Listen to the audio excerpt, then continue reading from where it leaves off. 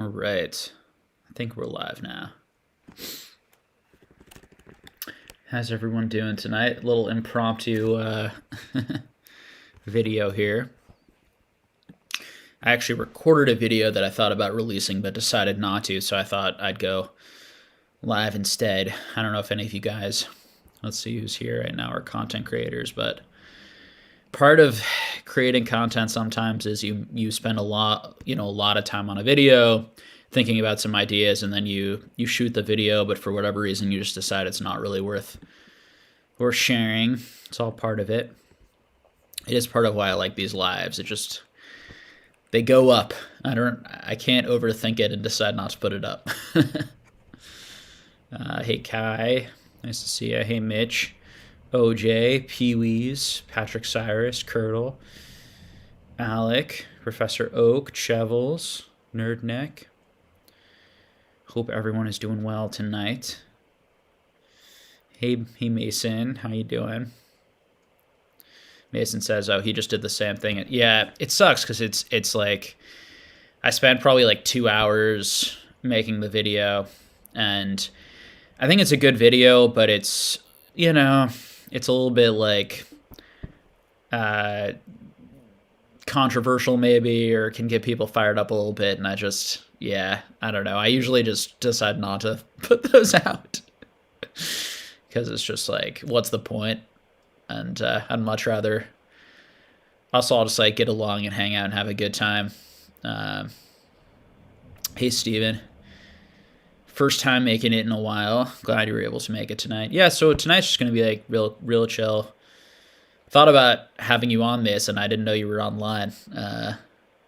But definitely be nice for us to chat live soon. So yeah, if people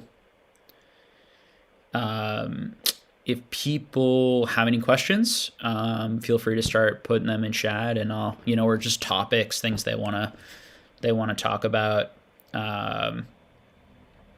Go for it, and I'll start answering and doing the best I can. Let's see what we got here. Gengar's Haunt is here. Jonathan Prisby says, hey Jake, any thoughts on third-party TCGs? I bought some Demon Slayer cards without knowing they were basically just an intellectual property ripoff.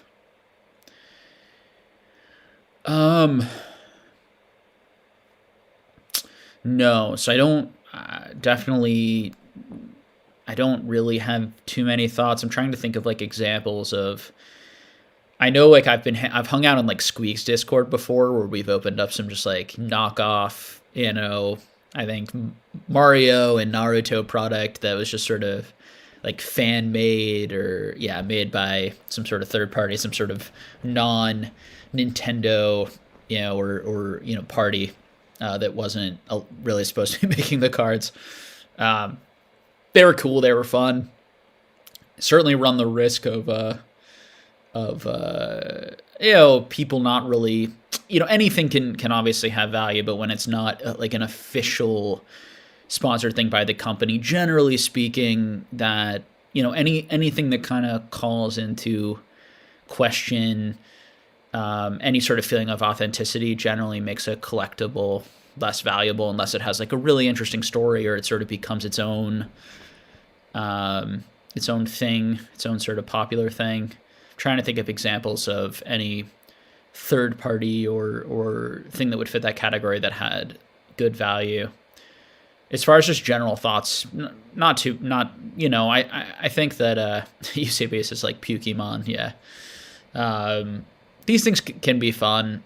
The closer it is to the actual product, the more it irritates me, in the sense of it just feels like, not really fair to the company, probably not what's best for collectors. And then obviously the stuff that's made to look exactly like it so that someone can just profit and sort of, scam people or whatnot. It can be a fine line between something that's like kind of funny, maybe like a Pokemon, compared to something else.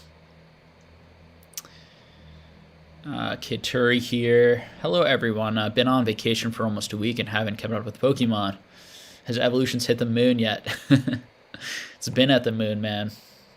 Good to see you. Alexander says, do you have any predictions on PSA/CGC reopening timeframes or lower pricing? I've heard some rumblings. I know Dan heard some stuff while he was at an event that it's looking like probably we'll be seeing $25 pricing in the not too distant future for PSA. I've not heard anything about CGC. I don't think there's an exact timeline, but I would expect, given what I've heard, it seems, unless something changes, that by in the next maybe 6 months or so, we'll be seeing $25 pricing at some point, realistically. But don't quote me on that. Obviously things can change, and that's just sort of what I'm hearing. And don't officially work for the company or have any relationship to them officially. Mason Berry says, once after this weekend, I'd be down to stay up all night with you, Jake, like the classic chats fold. Absolutely. You want to do a 24-hour subathon once, Mason? Maybe when my girlfriend's out of town, when you're free. That could be hilarious to do, like one of those really long live streams and just bring like a ton of people on and just have like one really long, ridiculous conversation. Smitty Werman says, thoughts on people finally sending in gem mint cards to CGC and all the CGC 10s we're seeing coming back now. I haven't seen a lot of CGC 10s come back yet, but I haven't been watching, so that's interesting. Smitty, if you're seeing like more CGC 10s all of a sudden starting to pop up than there were before, that would be an interesting thing to track. Definitely once we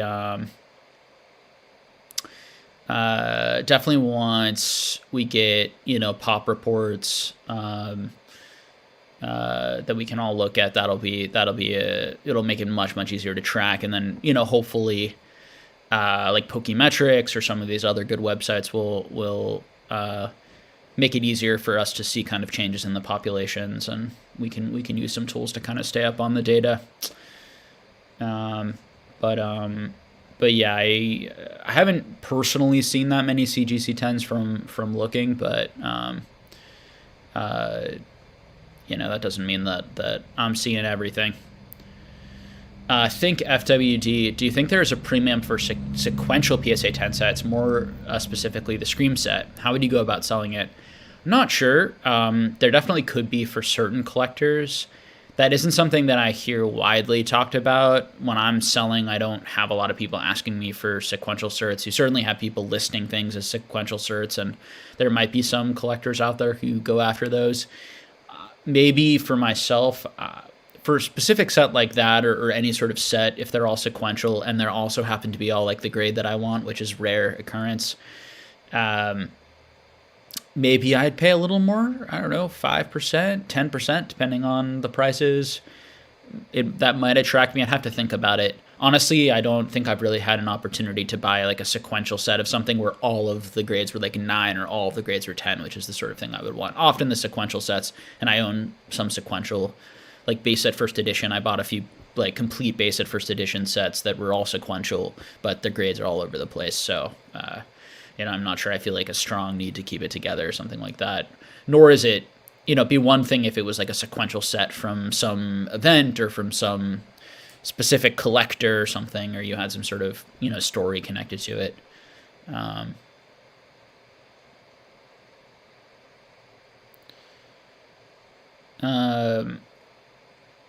Manny says, Jake, how you feeling about the Celts? I'm feeling really good about the Celtics. It's been a weird year, the fact that they've been able to turn it around like this. You don't want to get your hopes up too much, but certainly right now with the way they're beating teams and beating some of the best teams in the league by like 20 points every time, and you're seeing a lot of the other best teams in the league, minus the Suns, who are still playing really well, kind of falter or deal with injuries, you have to think that, maybe Milwaukee, Celtics, Suns look kind of like the three teams to beat. Nets are always scary though, for sure. And I'm hearing now like that the mandates were just lifted. I don't know how many people here follow basketball, but the mandates were just lifted in New York. So Kyrie's going to be able to like play home games again now. So Ben Simmons has back issues. We'll see if he comes back, but who knows what's going on with that team. Smitty says that he's a Suns fan, doesn't want to play the Celtics. Yeah, that would be a good matchup. I mean, the Suns, getting Chris Paul back just in time for the playoffs, and it's a deep, well-coached, competitive team. I think that would be a really fun series and a competitive series if Celtics keep playing like they're playing, for sure. It's tough because the Celtics have been kind of up and down for a while, so you don't want to believe too strongly and then get hurt. But and the youth worries me a little bit. Like, are they going to go back to their own ways if they get down in a series or put under a lot of pressure? We'll just have to see. But it's really fun. It's great to like have a contender or a team that is vying for a number 1 seed and could win. And for anyone who doesn't know, basketball is like my favorite sport. I play basketball multiple times a week in variety games, and in pickup games and a league I'm in, and I love the Celtics. That's my back there is my Kobe autographed basketball that I got when I was like a little kid, and I just found it recently at my mom's house. I was like, yeah, let's bring it to the new collection room.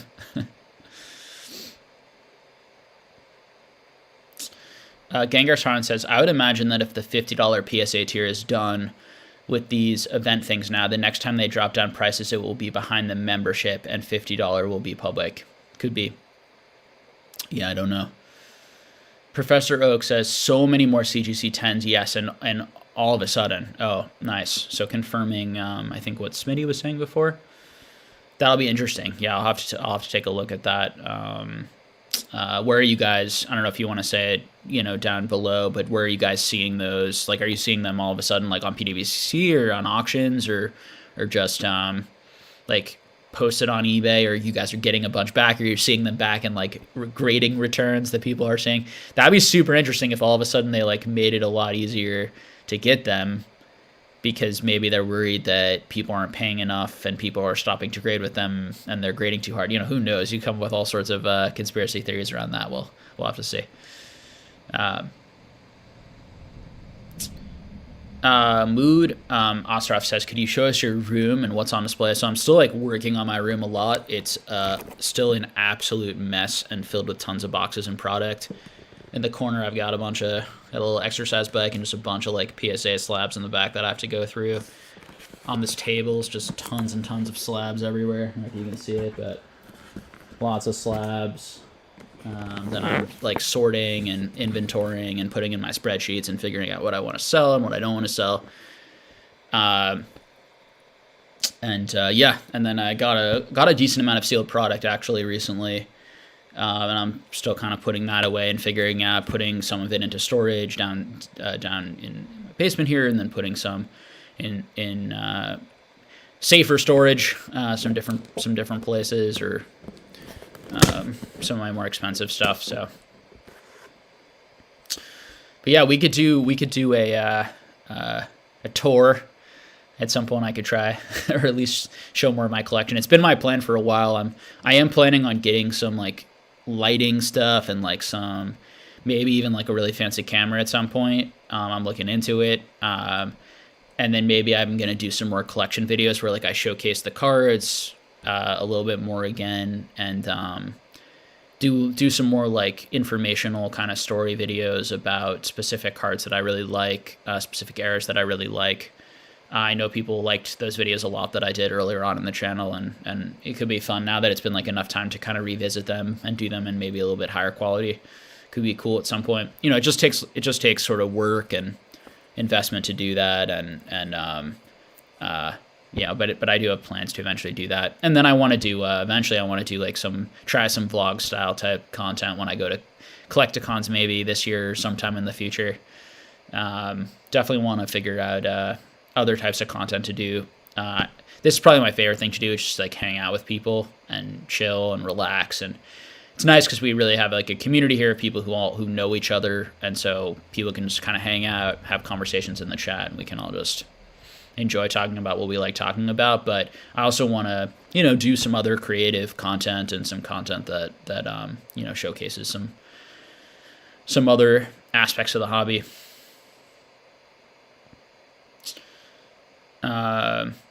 Ryan M saying it, also saying with CGC, it seems like something is going on. All of a sudden they're handing out 10s.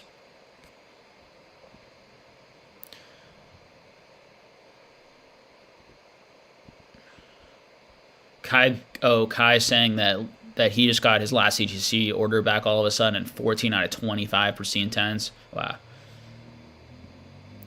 Yeah, that's a humongous change. That's a dramatic change from what we were seeing before. It was looking like they might be as hard as black labels, like about 6% or something, and to get 14 of 25, that's a humongous change. Mason says, "Get those likes up." Appreciate you, Mason. Always really, very genuinely appreciate your continued support and friendship. It means a lot.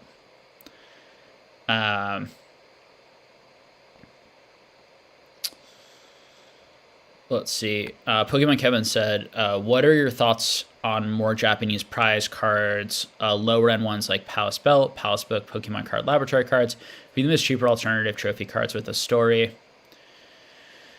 Yeah, there's a lot of variety. I'm not even familiar with these offhand. I'd have to look them up. Maybe I'd recognize the images. Let me look it up quickly and see if I recognize them.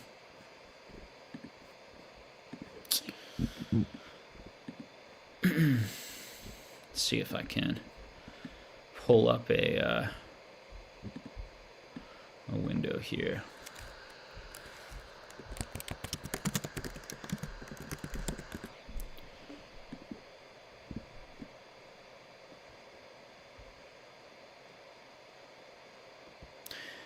Oh, yeah.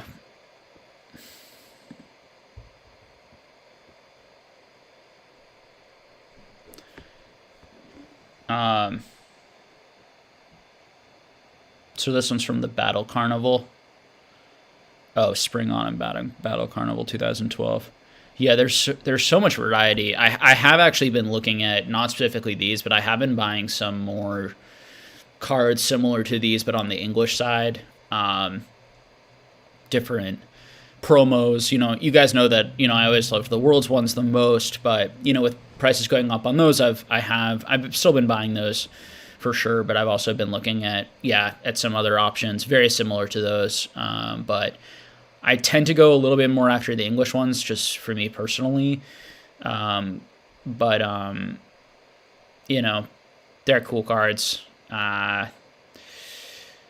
There's just a lot. There are quite a few of them. There are quite a few different ones, and I do think that overall all of those cards are undervalued, probably, as compared to other things in the hobby. What do they do long term? I'm not sure, but as a collector, for the prices that a lot of these cards are at, they're really great. I think really, really good collector's items. Is my overall opinion. Kevin, I'd have to look at each one of these and then maybe do a little bit more research to tell you like which one I thought was the best, but just generally speaking, more broadly about these types of cards, they're really cool. Big fan. Yeah, I don't think I have this card actually though, and if I do, I don't remember it. Yeah, it's possible I have it raw in a binder, but I'm not sure. Base Trainer says I just popped in Celtics ? So no Pokemon. Yeah, we're just gonna do Celtics tonight. They deserve it. Fresh Out saying CP3 is never gonna get a championship. Oh, yeah, that would I feel I mean he definitely deserves one. That's for sure. Team Shower says, Jake, where's your sports collection? I do have a sports collection. I do have some autographed stuff that I have. And I do have a small card collection, and I have my childhood collection, which was actually decently big, and some cool cards. Definitely some Kobe rookies and Allen Iverson rookies and KG rookies. All the rookies from sort of my era of collecting in kind of the early to mid 90s era.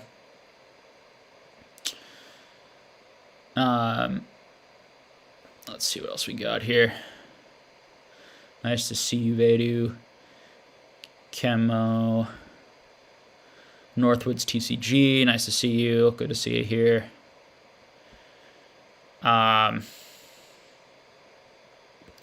Kingman, just stopping by to say hey to everyone. Appreciate that.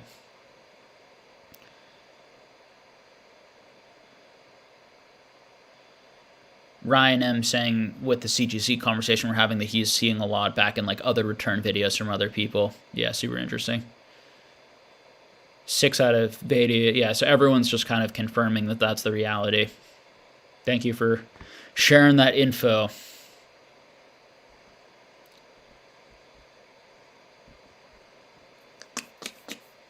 Let's see.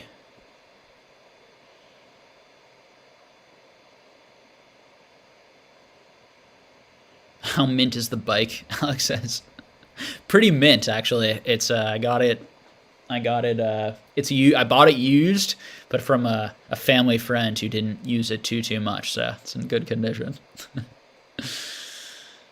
Trying to get back into shape a little bit. I've been starting to play basketball like 2-3 days a week, which has been really good, but my cardio is just a mess from just being so inactive for honestly like 2 years in a row.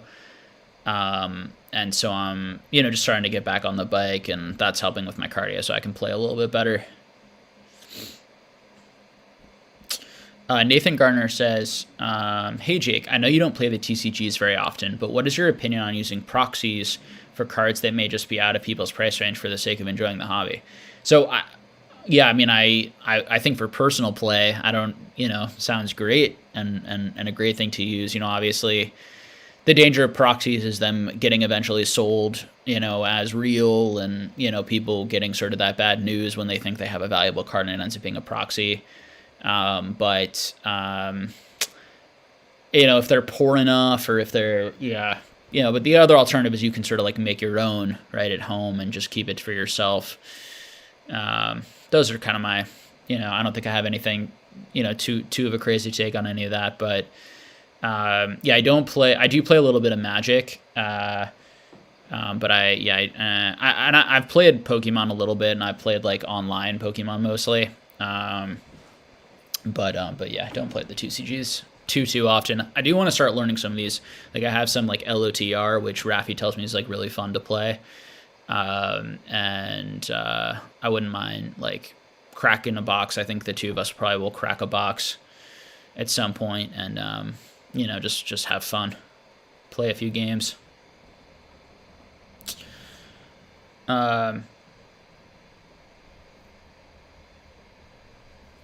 Vedu GMS says, Jake, at what point do you stop buying a certain card/cards that you previously think are undervalued?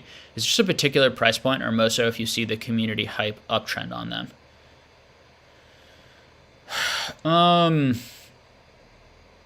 Yeah, it's a bit of like a price point that I set, and also just like a bit of like an instinct or a feel, and then a bit of like my cash flow and what I can afford and what I can allocate for that versus something else. So for example, like there are cards that I still think are undervalued right now, but I've stopped buying some of them because I have quite a few, and I don't have the money to continue to buy as many of them and also work to some other sort of collection goals or cards that I think are undervalued.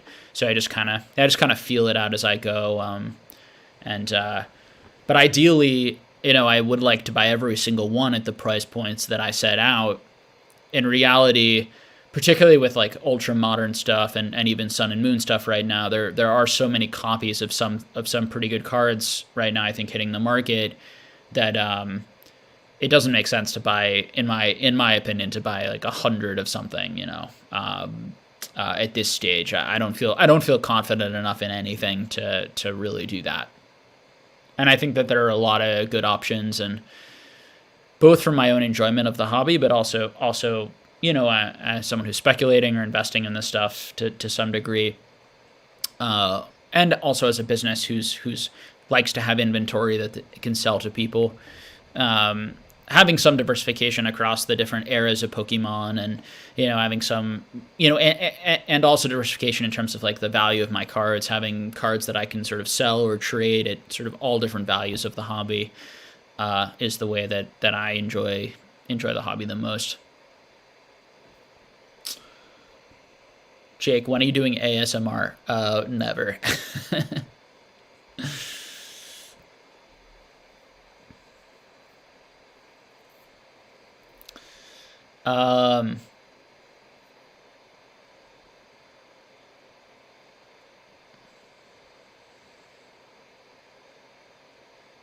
Patrick saying similar thing in their returns with the CGC 10 slabs. Nice to see you, Patrick. Evolved. Professor Oak here. Alex D. Rab Deep. Thank you all for hanging out and joining the chat tonight. Professor Oak says, is there any way to verify a no symbol jungle box or packs? If not, how does that affect the higher graded PSA hollow price / sentiment going forward, since the source would be organically bottlenecked? My understanding, and feel free if anyone has any different information, because this is not my area of expertise, is that there isn't a way. So yeah. And that it's somewhat random and unpredictable. I could be wrong on that. The channels I would go to for something like that would be something like a Gem Mint Pokemon. He's a humongous collector of that, and I've watched so many videos of him talking about it, and I don't remember that. And then TCA Gaming makes great videos. Hopefully we'll be having both of those guys. I know next up we're going to have Rusty on the Patreon as a guest to kind of teach people about all the different variations and about his business. So those are the types of questions that we can all ask him. These guys have a lot of knowledge and generally for sealed product and most of the knowledge that I have on that sort of stuff is really from them or other people on E4. So I often, look to them for those types of questions.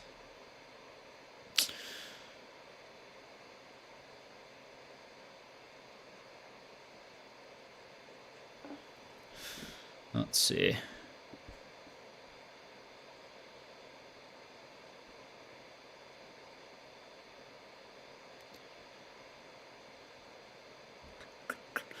See a lot of DBZ back there? Yeah. I gave like a whole row for DBZ. I have a lot more Pokemon stuff too that I want to put up. So I do have 4 of these shelves that I have yet to build. They're actually they're a little bit of a pain to build when I was trying to build them by myself because they're kind of heavy to kind of maneuver around. But I'm thinking of probably building another one and then putting a 3rd shelf back there for the background, and then I'll have more room to put a few more things. But yeah, I do love those DBZ boxes. I love the way they display and the way they look. I'm a big fan of Score. And then on the bottom I have, let's see. I have a bunch of other stuff on the bottom shelf that you guys can't see and stuff behind my big head. It's a Lord of the Rings shelf with like Middle Earth and LOTR. And on the bottom shelf I have a bunch of like sports and Looney Tune collabs with sports and I don't know, some cool stuff that I like. And some early like 70s, 80s Topps product that I think is kind of cool. Non-sports stuff.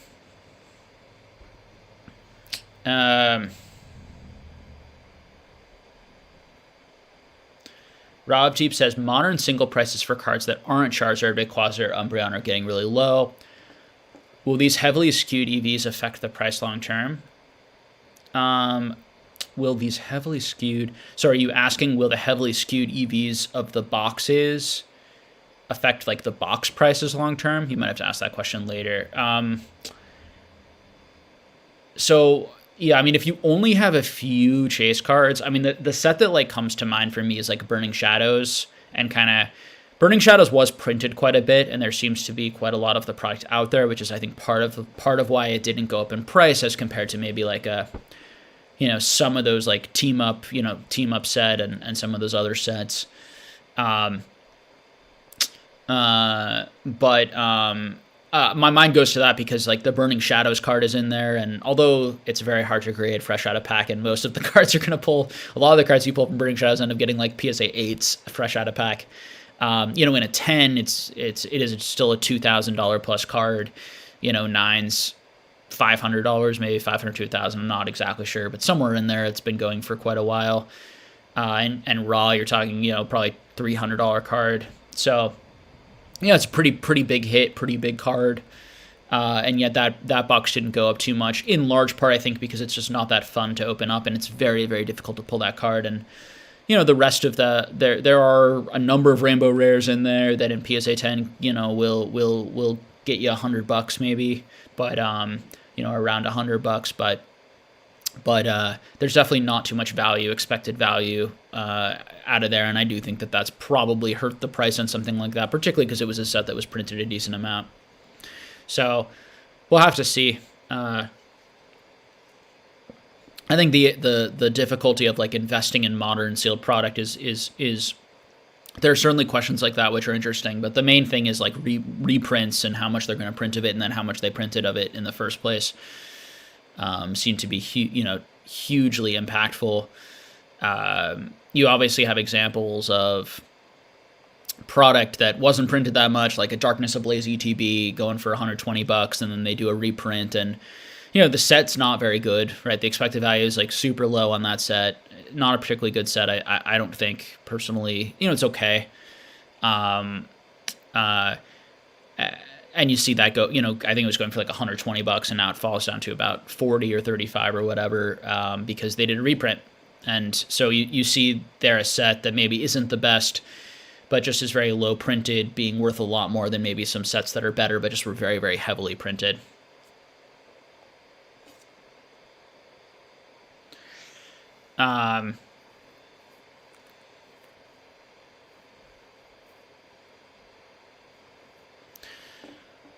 Let's see what we got here.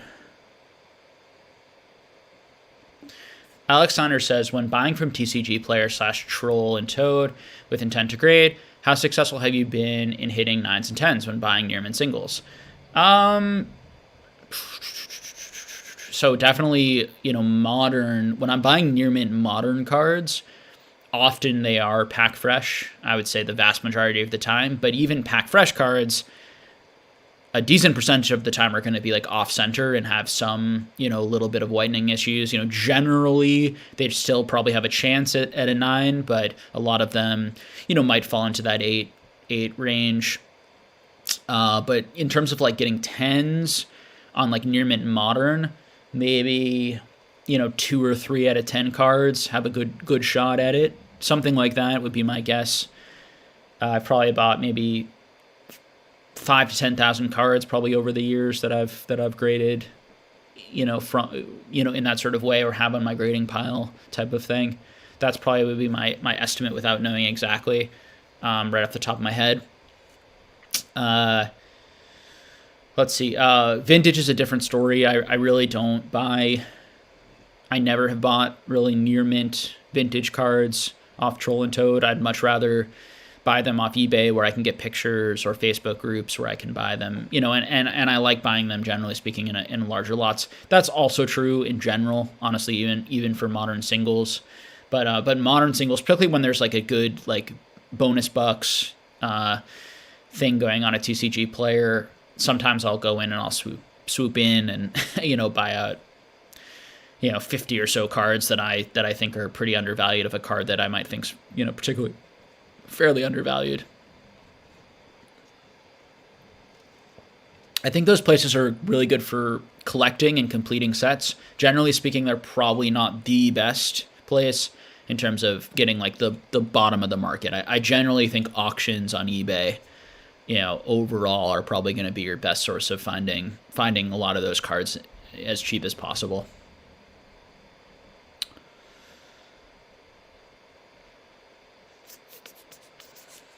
Let's see what else we got. Mr. Pokedragon says, what do you think of the new God Rares in DBS? Not following Dragon Ball Super too much. I'll have to look them up to give you my my full opinion, but generally speaking, I think DBS is cool, and I do want to start getting into it a little bit more. I've just been spending most of my time on Pokemon these days, and on like my other hobbies and things outside of Pokemon, as well as like my normal full-time job. Dirt Squid says, hey Jake, I have a sealed master set of Celebrations, and 100% I'm keeping it for 25 years and going to open some then. A lot of people are doing this now, so do you think the value increase will be minimal? I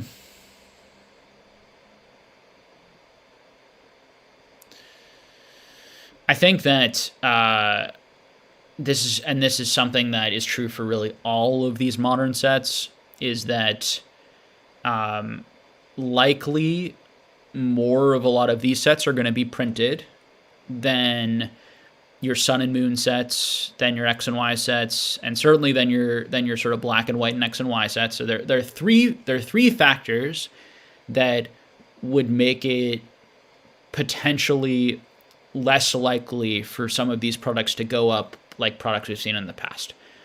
One of them, they're probably printing more. Two is the thing you've named right here, that more people than ever before are probably keeping things sealed as investments and or as things to maybe open in the future because they're worried that it's going to go up in price. And so they're keeping one or two sealed rather than, oh, I can always just go out and buy it, which was sort of the prevailing attitude before all of this movement the last couple of years. Or feeling like these sets will always be around and will be cheap and will be available was sort of the prevailing sentiment, as of like 2 years ago, year and a half, 2 years ago. And so, certainly a lot more also just channels and people who like to open packs, like everyone is sort of keeping more of it sealed. Although those will likely never come back on the market, so they won't necessarily affect prices. But there are a lot of people who are planning on sort of selling some or selling a few or even one in the future, a lot more than ever before. So that could negatively impact prices. So those are both things to sort of just keep in mind as to why it may not. It doesn't mean that these things won't go up over time. I think likely they will to some extent as long as Pokemon continues to do well, which, is no guarantee. But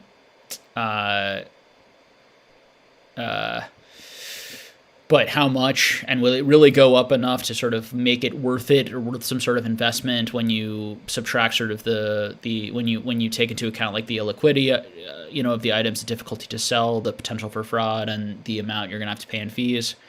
I don't know. Manual Dexterity says, hey, Jake, love the sweater. Thank you. Yeah, it's a little bit chilly in here, so I just put on the sweater because it's super warm.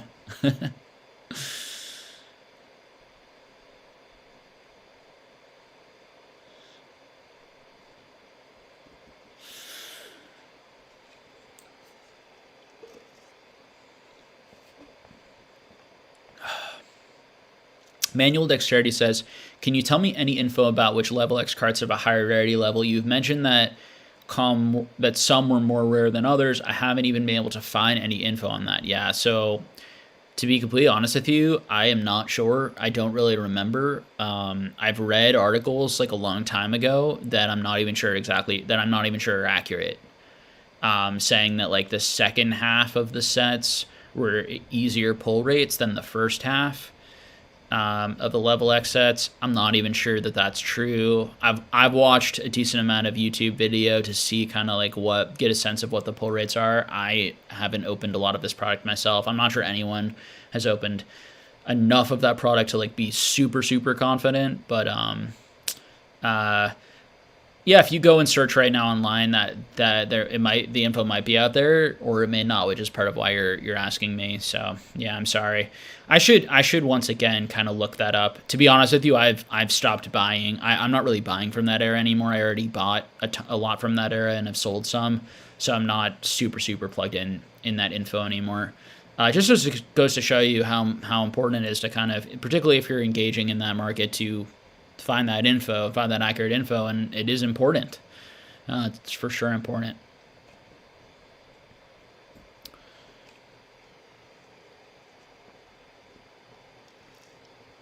Mitch says, has anyone still been buying from PWCC? So the first few months that PWCC opened their new sort of system, this is before the buyer's premium, but their new sort of platform away from eBay, I got some really, really good deals. I bought a lot of cards. I think I bought like 1,000 or so cards in the first 2 months. Then prices really went up a lot on PWCC, and generally speaking, there were basically like no deals. There were some auctions that I bought literally nothing. There were others that I was buying like 2 or 3 cards.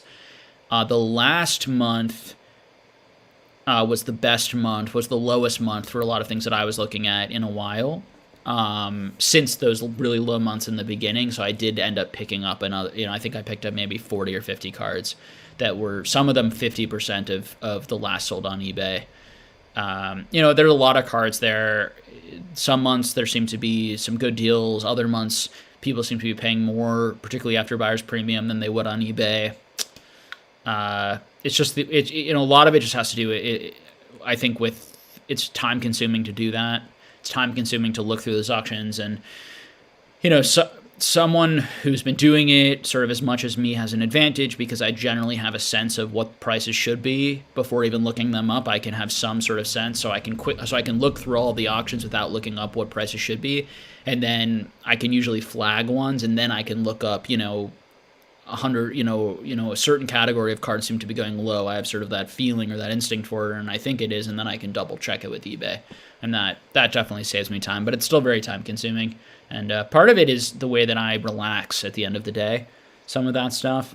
So I actually find it soothing to sort of look through those auctions, see what things are selling at. It's very soothing for me. It's very like meditative and enjoyable. I look forward to it.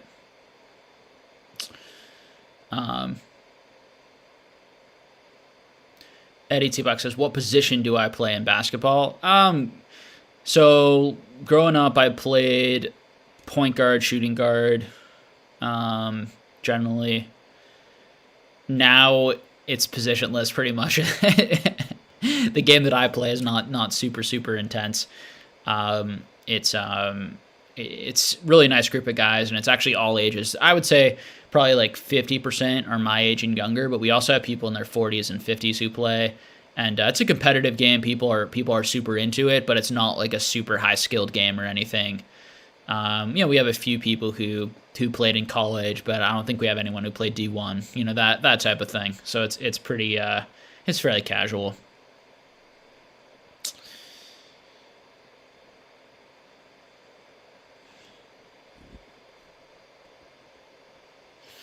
Oh, Kai Quicken says, this is a really good question. Jake, as a big buyer of CGC Slab, does the change worry you? So, I mean, the reason I bought... So a lot of the slabs that I bought from CGC, I bought with the intention to crack. So actually, no. If I think of it that way, it's actually a really good thing because probably a lot of these slabs that I bought actually now would grade even higher at CGC, and so I wouldn't be able to get the deals that I was able to get, funny enough. But as far as keeping them in these CGC slabs, and I do probably have a number of CGC, lower-end CGC cards that I'm not planning on regrading and reslabbing, it is definitely possible that it could hurt the value on some of those. I guess only time will tell. Yeah, it's definitely an interesting thought. I mean, I don't have that much money in CGC slabs, even though I have quite a few CGC slabs now. The high value ones I'm planning on cracking. So I would say, it's possible this could cost me some money, $1,000, $500 or something, but I don't think it's going to be anything considerable. And I doubt it's going to affect these low-end cards too much. I still think these cards are, at the prices I bought them, are going to be, fairly liquid for me, particularly if the cards inside, slowly kind of go up in value over time. But yeah, it's definitely an interesting point, Kai, sort of what this does, and I do think that it'll be interesting to see how it impacts, the CGC market. And to see if that continues, Kai, or if it's a short-term thing, or, what's going on there. Weird. Tomster0202 says, hey, Jake, would you take a Shadowless PSA 6 Big 3 Trio or a PSA 3 First Edition Shadowless Zard? I don't know. It's sort of like whatever you want as a collector. Me personally, as a collector, I would take the PSA 6 Big 3 Trio. But I do really like Shadowless cards, and I'd rather have all three of them if I could only have one. But it is cool having a first edition Charizard, particularly like when you've never owned one before. I remember getting my first one, and in any grade, it does feel pretty cool to like have a copy of that card. Feels pretty special, and certainly more special, I think, than the Shadowless version, specifically that card. Smitty Werman says, dollar store near my house back in like 2002 had proxy Yu-Gi-Oh cards, and it ruined Yu-Gi-Oh for me entirely. That sucks. Mixmaster says, have you ever showed off your sealed collection behind you? This is the most I'm showing it off. I think people can probably make out. Well, those who are on your phones, maybe it's a little bit hard, but maybe those on computer screens can make out a lot of the stuff in the background. But I have a lot of blister packs and just Pokemon packs that I don't aren't really that displayable. I do want to eventually get one of those like those hanger things. I want to set up like a little like room where people can come in and like open cards. And some of these boxes, not the ones that are showing, but the ones behind them, I actually have open boxes of a lot of these boxes that sometimes I pull out a pack for them to open and enjoy. And I do plan on making like a card, like a card store type vibe type feel in the basement of like my house eventually. So I just think that'd be fun. And so I'm gonna, I can hang some of those up, and I plan on shooting videos and continuing to like do this for the foreseeable future. So, probably be making videos then and can show you, more stuff as the years go on. For me too, there's also I actually made a video today which I didn't release, but in it I did talk about sort of my one regret in investing product. In investing in product, I really wish that I had bought more ETBs because I really like the ETBs. I like the way they display. Now they are big and kind of bulky, and they don't contain that many packs, so that is definitely a downside. But as far as display pieces, it would be cool to like have all of the ETBs, and some of those ETBs in the beginning, like some of those plasma ones that I've tried to buy recently, or just kind of looked because I've been thinking like, how much money would it really cost me to like buy one of every ETB? Some of these ETBs they just seem to be so rare that people are charging, $5,000, $6,000 for a single ETB, of some of these sets, and it's just not worth it at all. I can buy trophy cards for those prices, which I would, personally, I'd just much rather have. Everyone has their own personal thing, but those ETBs are really, really cool. And I do wish I had picked them up when I remember some of those were like $300, $200, and I thought about picking them up and I never did. And, those are some of the items that have gone up the most in the last 5 to 6 years. Let's see. Nice to see you. Chemo Eddie's here. Got Rattle in the chat. Nice to see you, Rattle. Hope you're having a good night. Oops, lost. Trying to do it on Streamlabs. I think I'm going to go onto YouTube and look at the chat there. It seems to get messed up less. Let's see where we are here. Try to find my place again.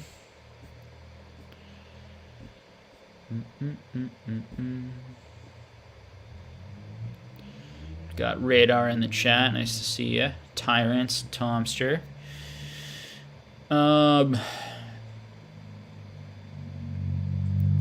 Smitty said, Kima says, before the Smitty question, how do you deal with dead stock?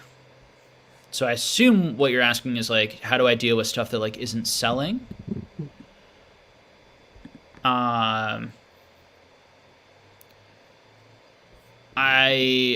I haven't, to be completely honest with you, I really haven't had that issue where I had something that I really wanted to sell and it just sat forever and ever and ever. I've not run into that issue yet. If I really wanted to sell it, I would just sort of slowly reduce the price until it sold. I'm not sure if that's what you're asking, but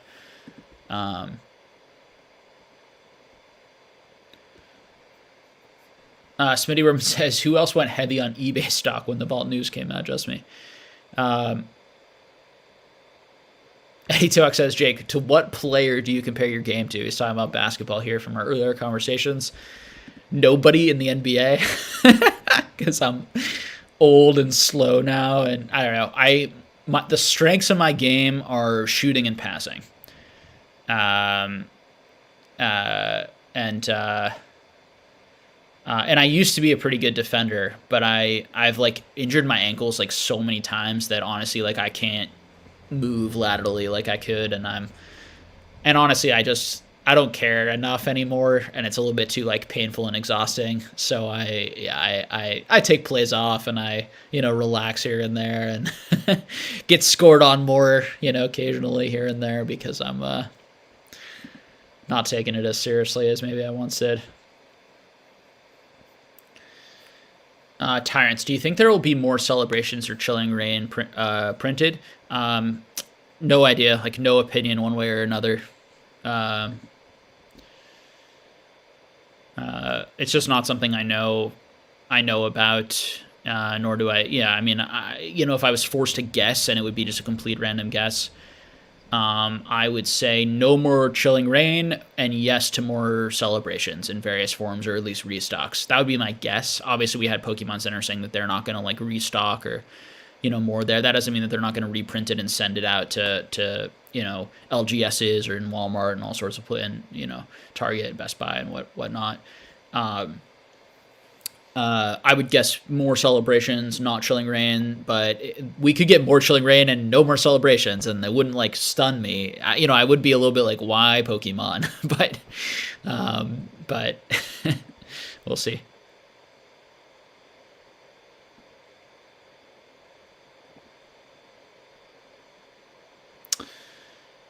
Hey Radar, yeah, definitely, man. It would be nice to have you on. Maybe you, me, and Mason should do a chat sometime soon.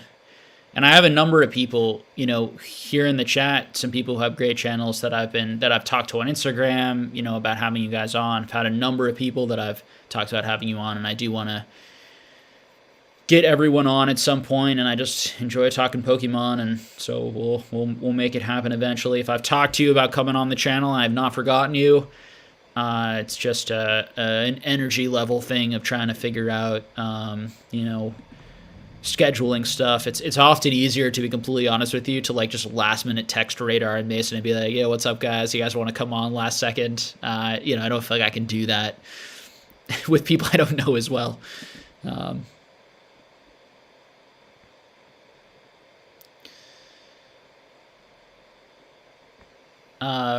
Ramize says, "Hey Jake, been watching you for a couple of years, but I've never caught a live. Glad you're here, man. That's awesome. Thank you so much. Thank you so much for just like watching and supporting and just being, I've loved doing this, and it's just been awesome how the Pokemon community has like treated me, and I've had so much fun doing it, and obviously I care so much about the Pokemon hobby, and so it's been great." Wingle in the chat, what's up, Team Trubbish? Wingle asks, over the next 10 to 15 years, would you rather have one booster box of Flash Fire, okay, or one booster box of each 2019 tag team set? Someone asked me that recently, and I thought it was an interesting question. For me, one booster box of each of the tag team sets. I actually like the tag team sets better than Flash Fire, just personally as a collector. I really like the tag team sets. Flash Fire I always kind of felt was a bit overvalued. I really like, I have a lot of this card because I really like it. The full art Charizard in particular from Flash Fire, I just think that's such a cool card. So, but I bought a lot of those singles. I would love to own Flash Fire sealed booster cases and all sorts of things. I mean, I'm not hating on Flash Fire. I've always really liked those Sun and Moon tag team sets. I just think that they're cool. I think they're unique, and I think particularly like the Rainbow Rares and some of the full arts are, I think, undervalued. I'm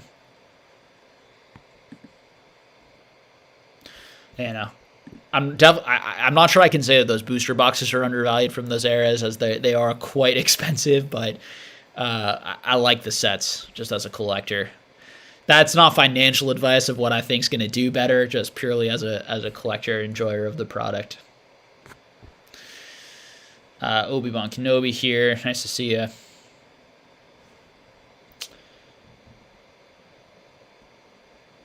Mason says, Burning Shadows cards weren't actually cut from the sheets. They were gone at with a cheese grater instead.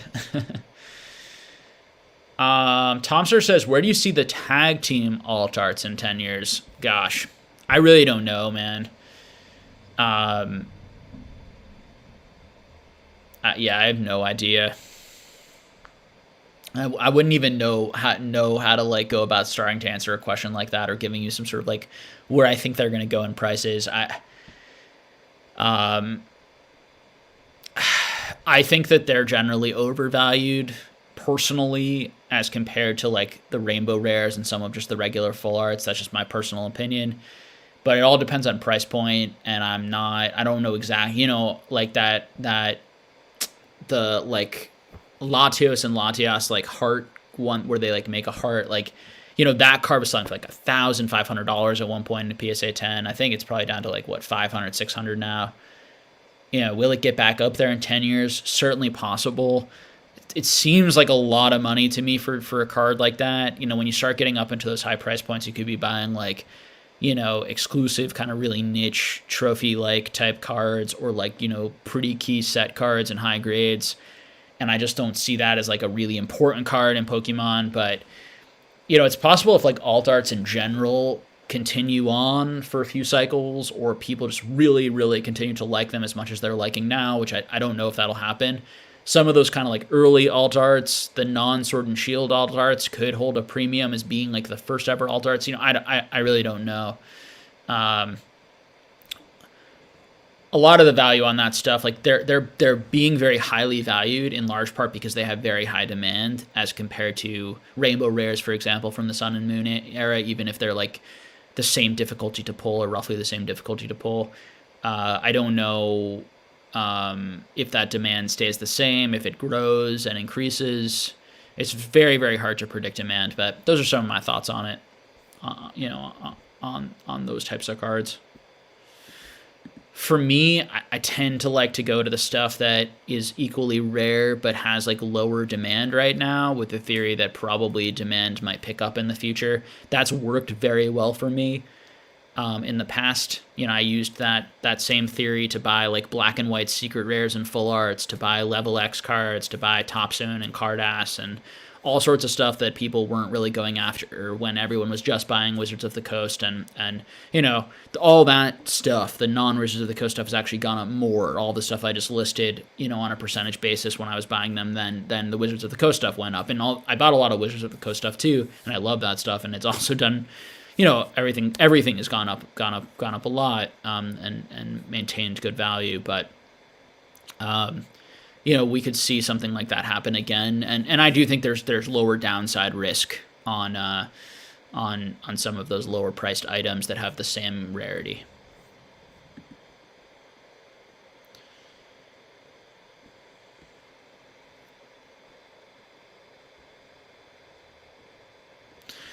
Tomster says, what's something that the Pokemon company could do that would send prices through the roof?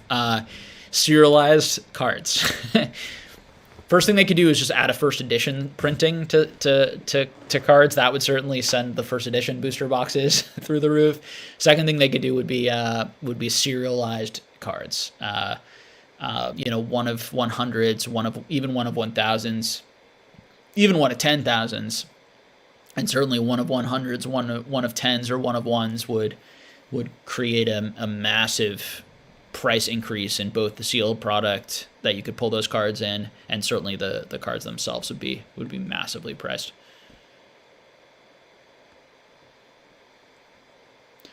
Doodles in the membrane say, hi, I'm worried about grading currently. Not sure if I should wait for PSA to go down or just grade with CGC. Thoughts?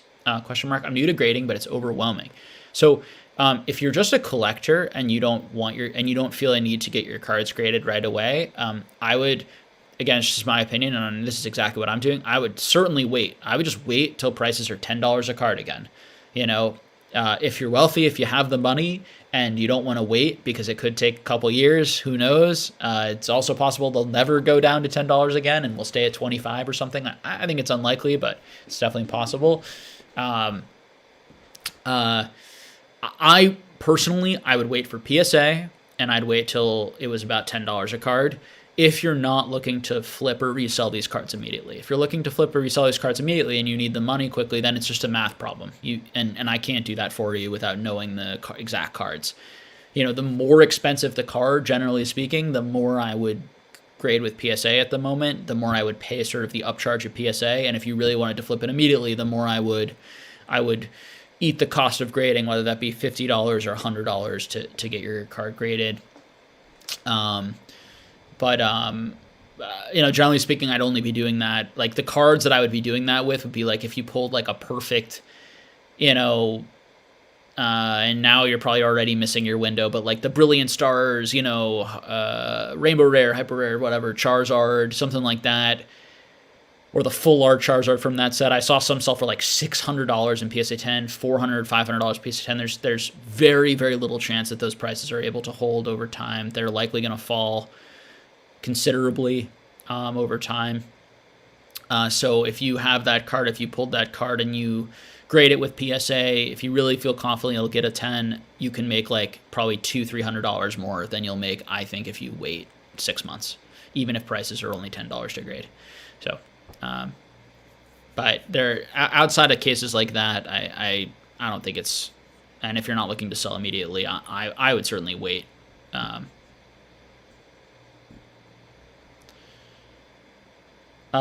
Rami Zay says, Pokenomics, I believe you said the price of Modern Sealed should be $70 to $90 shipped. Do you think a raise in the median buy price would make the hobby healthier? So I'm not sure if I've said that or not. I don't know what I'd exactly mean by that. Did I say that in response to someone asking me, like, what would be, like, the healthiest price for the hobby?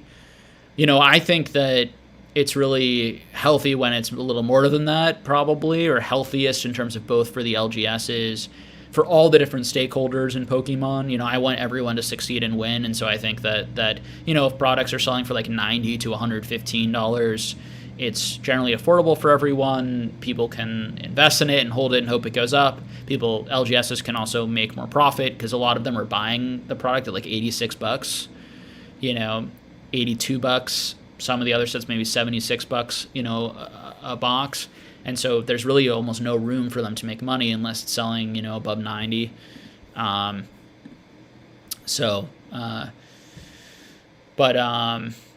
Do I think raising a raise in the median buy price would make the hobby healthier? Yeah, so I guess I answered that by saying sure from that. I mean, I think, 90 to 115, I think, if we mean healthy from a mental health perspective, like people not being angry at each other and not huge amounts of scalping, or just like lots of product not selling and LGSs getting really stressed and investors losing their money and all sorts of things, both of which we don't want to happen. Yeah, it'd be good for it to be like 90 to 115, new product that's really still being printed to kind of be in that window. I would hope that Pokemon would make efforts to sort of print the right amount that it sort of stays in that window for maybe the first year or two, and then we start to see it like slowly move up in price. Like that would be ideal, probably. Your better sets are probably going to be towards the 115, 120. Your worst sets being more towards like the 90.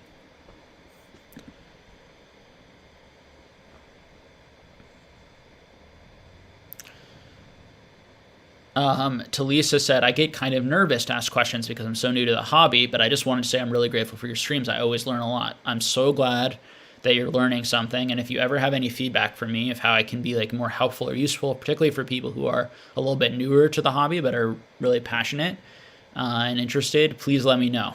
And I'm really glad to hear that that you get some value, even if I go on rants or maybe I talk too technical sometimes, or but that's great to hear. Thanks for sharing.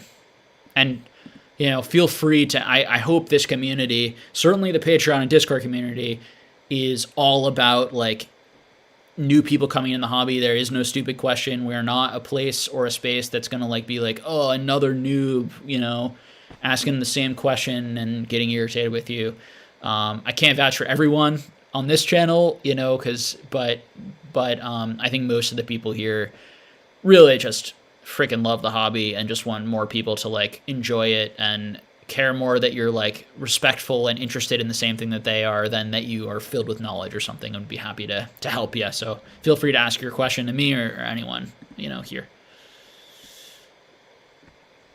It can be hard when you're new to even know what to ask, and that's valid too. And it can be easier to just sort of absorb. I know I spent my first 2 years like not in the hobby, not really speaking to anyone, and literally just consuming as much content as possible and just absorbing information all the time. So I totally get it. Anything Go says, hey Jake, what do you think the trend for vintage singles up to EX series ungraded? What do I think is the trend? Gosh.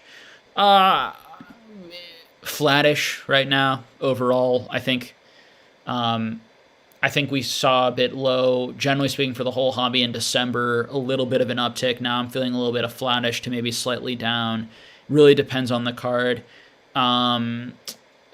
Generally speaking, I think we're flat. We're mostly flat at the moment, and I would expect some flatness to be here for a while as prices sort of consolidate. We get more and more people continuing to buy, and then more people also continuing to kind of sell and leave the hobby. And I think, there'll be some sort of equilibrium where prices will eventually maybe reach a certain point, and then we might start to see things slowly start to uptick again. But who knows? It's all just guesses.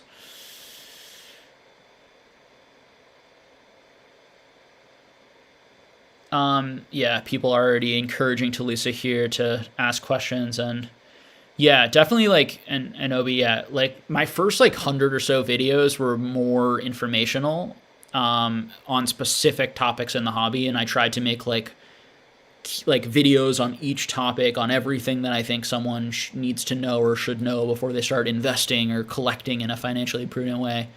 And I really shared everything that I could.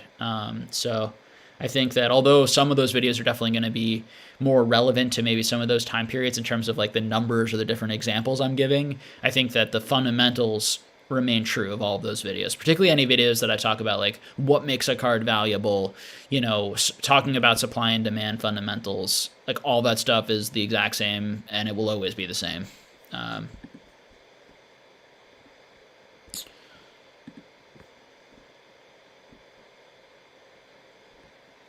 Let's see. Bryce Miller says, at Jake, what did you buy in Crimson Vow? Thoughts on the set? Yeah, I have a couple booster boxes. I think you can see on this set. God, pointing behind you is the opposite of what you think. I have just two booster boxes of that. It just happens to be right on my shoulder, so you probably saw. I really don't know. I got them for $75 each, which is just very, very cheap for a draft booster box. I probably will open one with Rafi eventually, and we'll just kind of draft and play a little bit and have some fun. Rudy says he skipped the set and says it's a bad set. I think that my understanding is that I'm not a hardcore Magic guy, but that there are only a couple cards that are even worth $5, and the vast majority of the cards are worth nothing. I have no idea what that will do. I do think that it's kind of interesting how playable Magic is versus there's no collector interest. When I hear big people skipping sets, I wonder, is Wizards of the Coast gonna print less of it, and are less people gonna be holding it and storing it away? And is that going to deter people? And then maybe it's actually going to surprise and do a little bit better. Of course, then you have sets like Dragon Maze and plenty of examples where they're still worth almost nothing because Wizards of the Coast did print quite a few of them, and they just were sets that have absolutely no expected value, no cards that people are searching, so people aren't wanting to open them, people aren't wanting to play them. That set could absolutely follow that pattern. I think more likely I would expect Magic to continue along what it's done, and booster boxes like that not being valuable at all and not really going up nearly as much as something. I have about 30 or 40 boxes of Modern Horizons 2, for example, which is the set that I have the most of in Magic because it's very playable. But I do have probably another 100 or so various other boxes of different sets of the last few years. And I'm also just interested to see how they do, and it's a learning experience for me. And I do wonder if Magic will ever garner more of a collectible, will people from Pokemon and other card collecting hobbies and sports, will they gravitate eventually towards Magic? I do think first they're certainly going to go to Alpha, Beta, some of the other early sets and most expensive cards. But eventually they might move into other eras, and you might see people starting to grade Magic cards from different eras someday. You just never know. That would obviously have more of an effect on something like that. And then, of course, would it have an effect on these boxes, these draft boxes, which maybe are really built more for playability, and versus the collector boxes, which have some of the fancier variations. So I don't know, but it'd be interesting to see over time. And I got them for really cheap. And again, I'm probably just going to crack them and at least crack one and play. And I do like the art and in the set, and I also like the art in the box. So.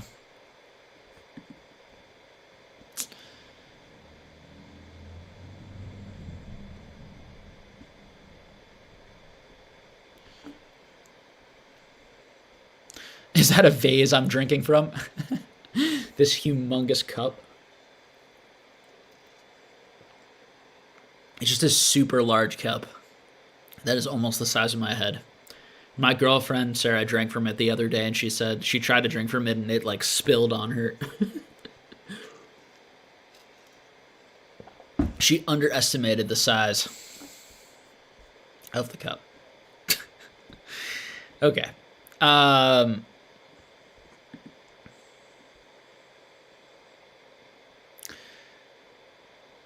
right, I'm getting asked a bunch of like religious questions from Brainwash Blastoise. Sure, I will answer briefly. So I'm Jewish, but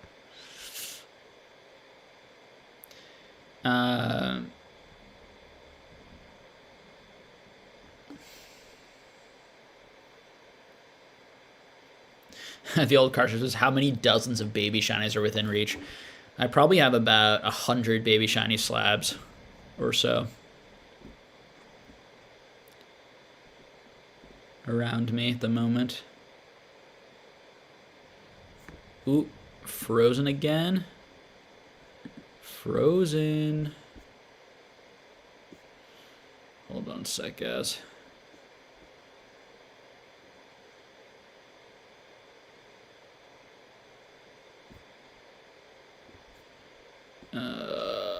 Where were we here?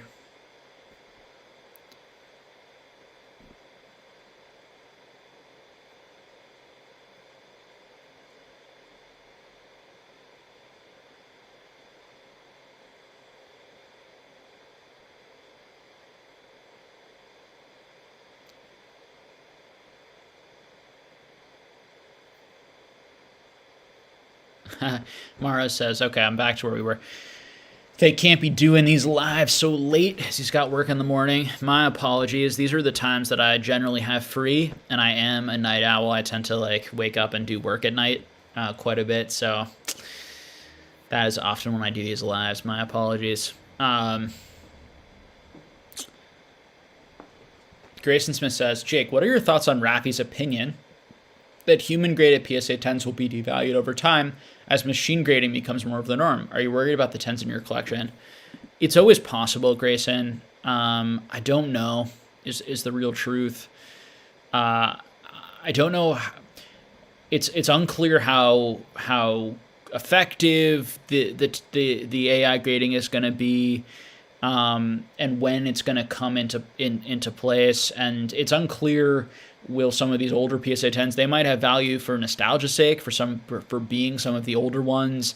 I do think it becomes, important, right, to buy the card and the grade, not just the grade. And if Raffy is right, then you really just want to buy the card and not the grade. But it's something that I think about. Again, it's part of why like I would not be like planning my retirement on cards. Are there upsides on all these things? Is there potential in all these things? Is it super fun? Can you make money along the way and also build like a really cool collection and build a lot of friends and really have an awesome hobby? Absolutely. But it just goes to show you there are lots of scenarios that could happen that are unpredictable. And when you are investing a lot of money into graded cards, you are also investing a lot into these grading card companies doing a good job and doing a consistent job. And so there is danger there for sure.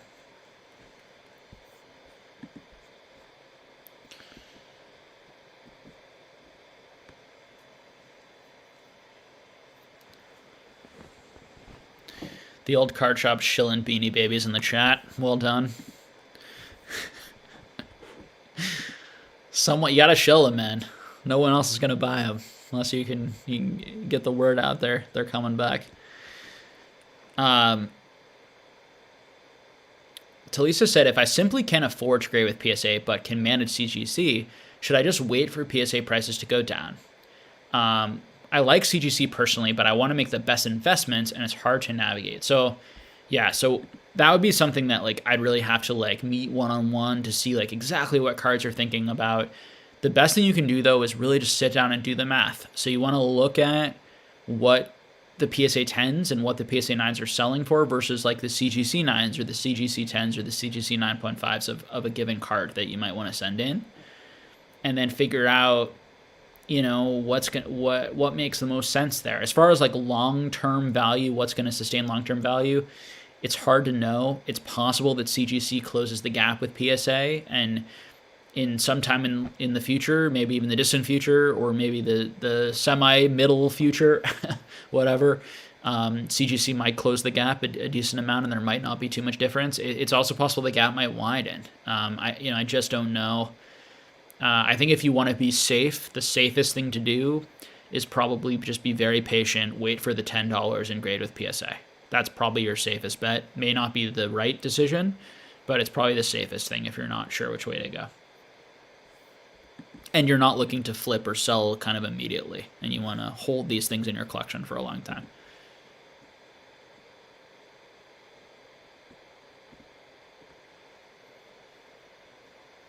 Pokebarn said it would be interesting if you had Rattle Pokemon on. You guys have different views on graded cards. Would be a great discussion. Yeah, I'm not sure what Rattle's opinions like are in like investing or like his financial take on graded cards. I know personally he doesn't like them as a collector. You know, it's just not for him, which like I don't know if we like, which is completely fine, you know, and I encourage everyone to collect and enjoy Pokemon. You know, it's just great that he enjoys Pokemon like I enjoy Pokemon. You know, to yuck anyone else's yum on how they enjoy the hobby, you know, doesn't make sense. You know, I do think like when you have a strong opinion, whether that's I really like graded cards are the best things ever, or it's like I really don't like graded cards and I can't understand why anyone who would like it can. And I'm not saying this is true for Rattle, but it can sort of. That doesn't mean your opinion is like the right opinion from a market standpoint. Now, could end up being the right opinion over time, and we can move that way financially. But your opinion on what you like to collect is not necessarily what the broader market is going to want over time and where the value is going to lie. Let me just put it that way. And that's whether you like sealed or not, or graded or ungraded, or you know whatever it is. So just something to note. But no, I very much respect, you know, Rattle's not appreciating them and liking them. And, you know, there are a number of people who feel the same way. And there are also lots of people in other hobbies, you know, hobbies like Magic, Yu-Gi-Oh!, Dragon Ball Z Score, who they're hobbies that they're a lot less collectors, a lot more player hobbies tend to agree with that and are sort of like, why would we put this behind plastic? I want to be able to feel the card and play the card and engage with the card in the way that I have always related to this card, not so much as a collector.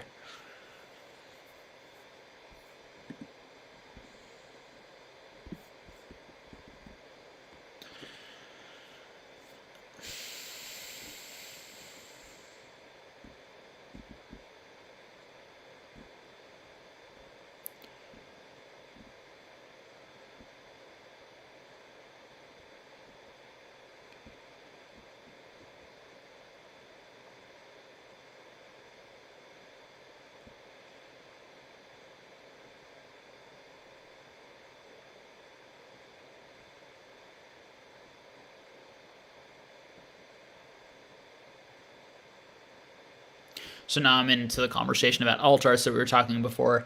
Yeah, so there are some alt arts, like Wingle says, like Arceus Dialga Palkia, the statue card. That's a sick card. I do agree. I'm not sure how much that costs right now, but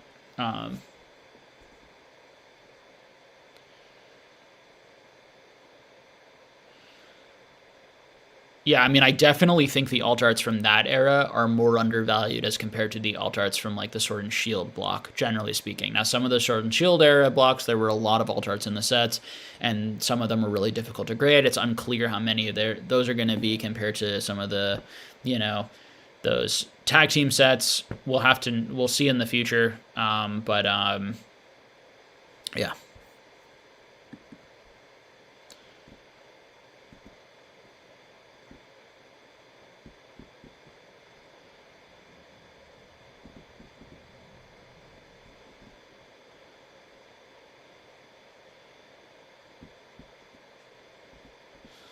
People talking about the serialized or first edition conversation. Oh, hey, Bless Card. It's nice to see you. It's been a while since I've seen your name.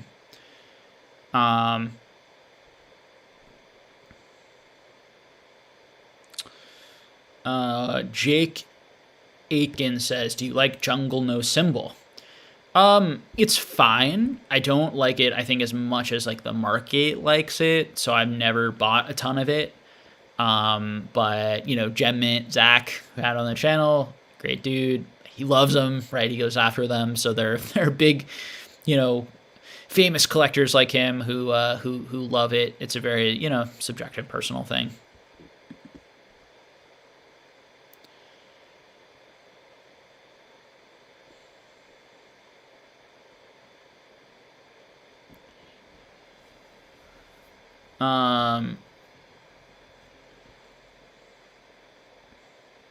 Let's see.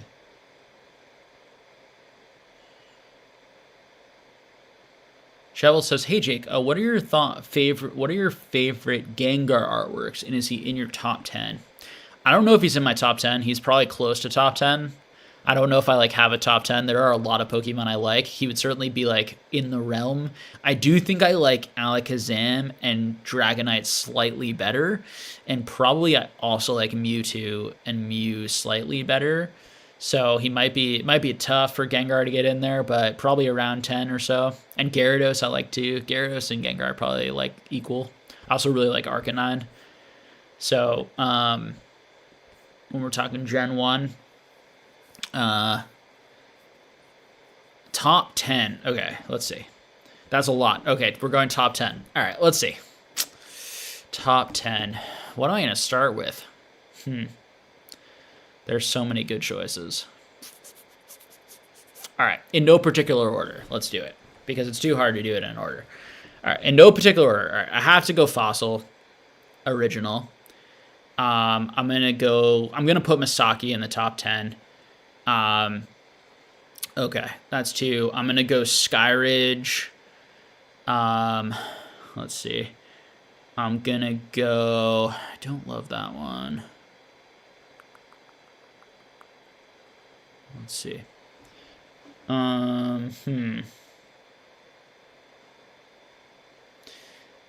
I'll go with oh,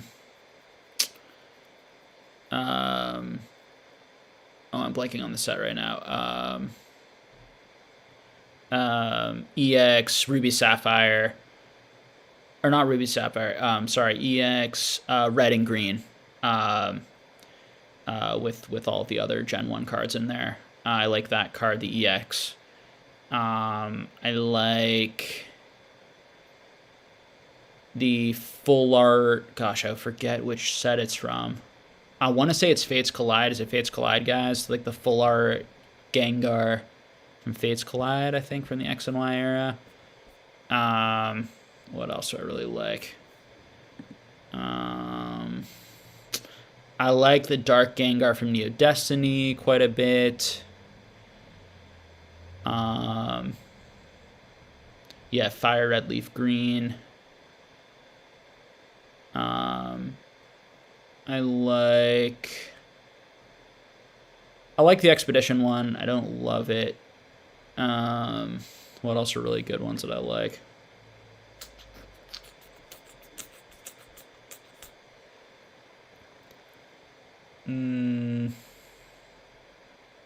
Oh yeah, some of the more modern sets I like too. I'm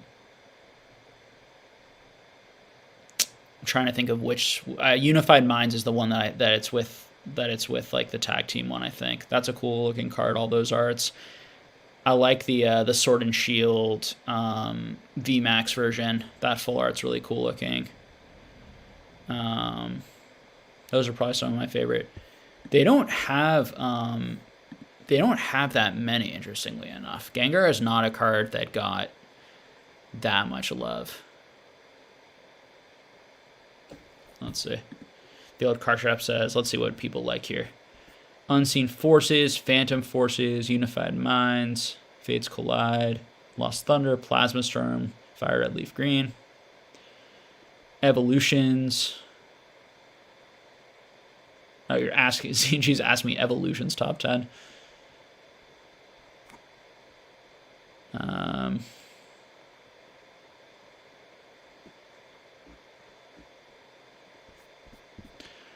I don't know. It's a tough question to think through all of the Gengars and pick the best ones.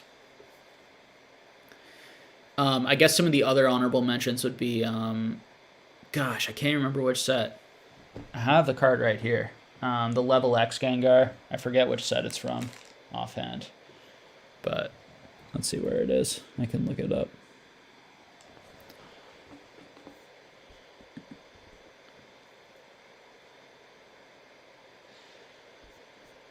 All right.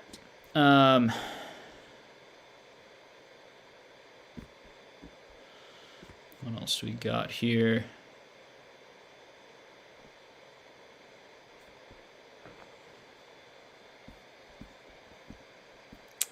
Sorry, I lost my place again, guys. Let me see if I can find it again.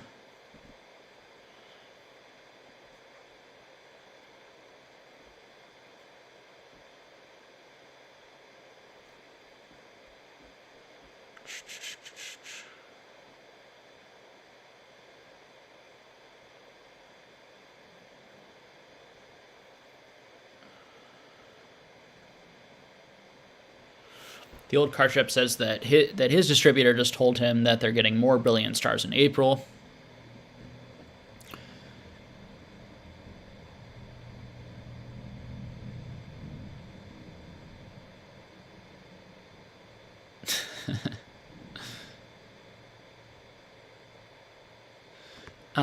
Noiser PXE says, besides the YouTube community, is there any other uncapped population that has not been exposed to Pokemon to potentially catalyze another boom?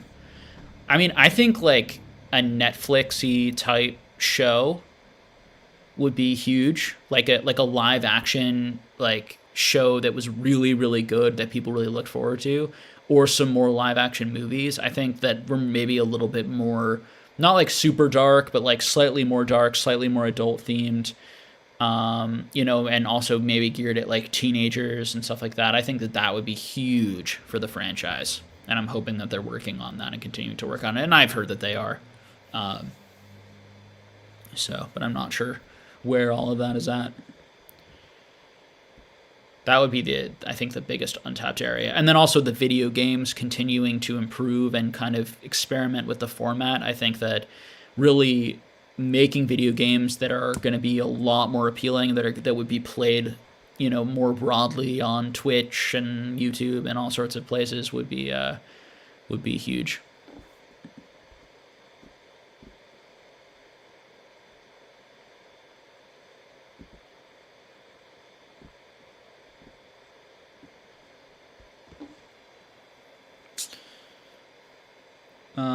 Let's see.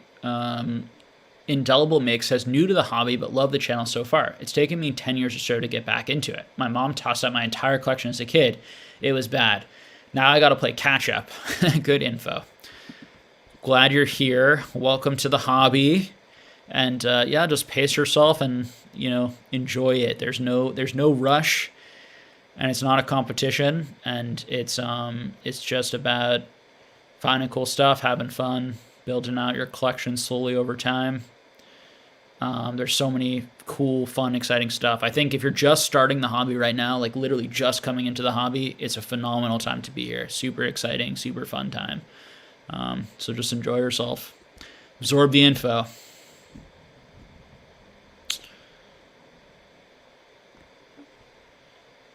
Indelible Mix says, any advice on someone who wants to go for PSA Team Rocket First Edition cards? eBay the best option?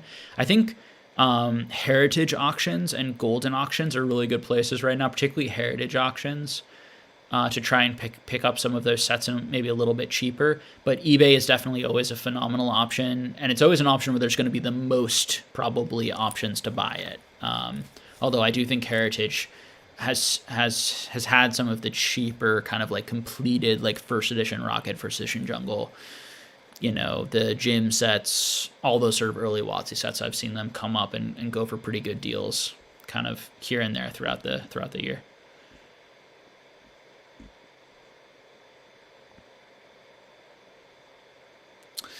Forgotten Realms over Crimson Vow. People are saying, yeah, I bought quite a lot of Forgotten Realms because I both thought it was. I also thought it was just really cool that they did like a Dungeons and Dragons crossover. So I did buy a decent amount of that, and also I was able to just get it like really, really cheap because people weren't buying the set.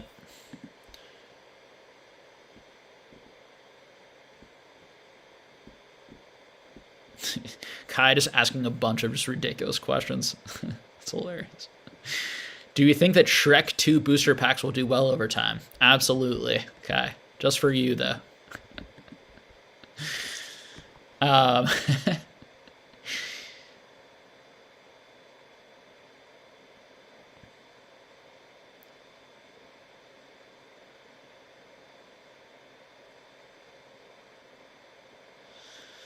Yeah, people saying, like, Card Cartel saying that Crimson Bash should have been a great set, but it just missed the mark playability-wise. Just not fun to play.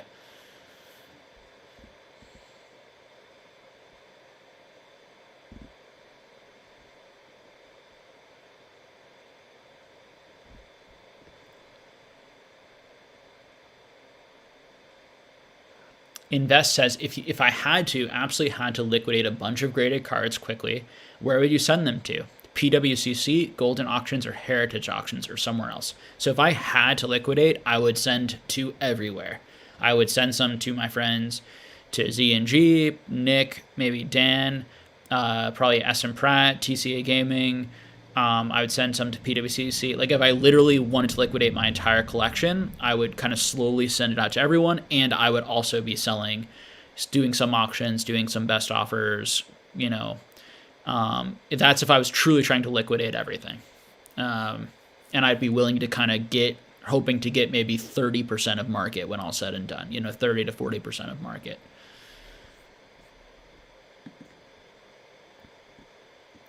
Now, which one is the best one, or which one do I think, particularly of the three you're asking here, PWCC, Golden Auctions, or Heritage Auctions? I don't know. Feels like a bit of a crapshoot right now, to be completely honest with you. It would depend on the value of the cards. I'd want to look at fees, like what Heritage was charging. You know, generally speaking, PWCC was always better. And with the buyer's premium that you actually get the premium, it's probably generally better to send there if you think it's going to go for a similar amount in terms of the amount that you keep. But that might also depend on like the value of the cards you're sending in and the fee structure. You'd have to look into all of that, which I do not know by heart on all levels. So that's what I would say.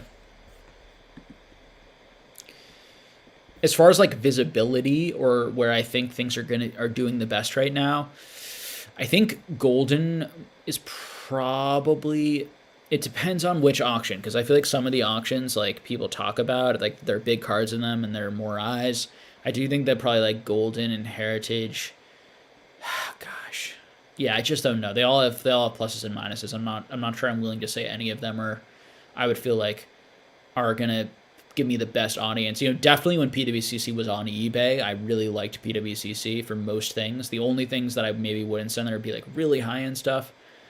But now I'm not so sure. Now that they're not on eBay anymore, I just don't think that they quite get the same visibility. And yet, I mean, some cards on there sell a lot higher than eBay. So, yeah, a lot of it's just luck.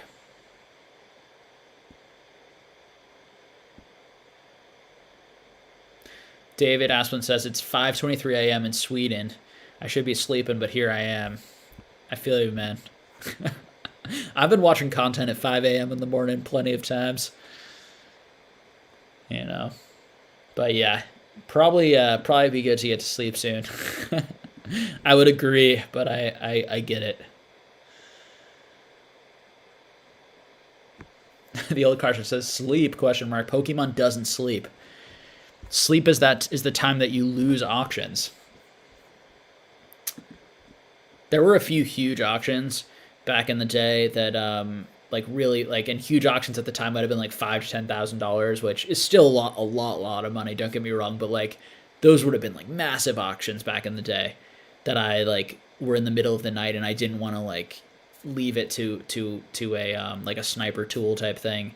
So I would, you know, set an alarm. I'd wake up 20-30 minutes before, drink some coffee, get myself like ready to go and like, you know, get my bid in and then like try to get it right at the end. And those were the days. Definitely was tired at work a number of days because of Pokemon hunting at night.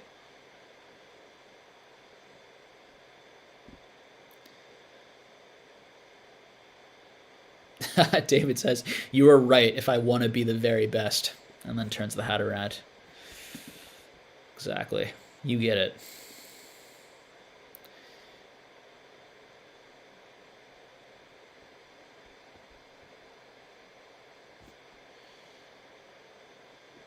Someone congratulating Red Flare. I must have missed something in the chat. Let's see. Oh, graded 2 CGC 10 perfect celebrations Charizards. Congratulations. That's awesome.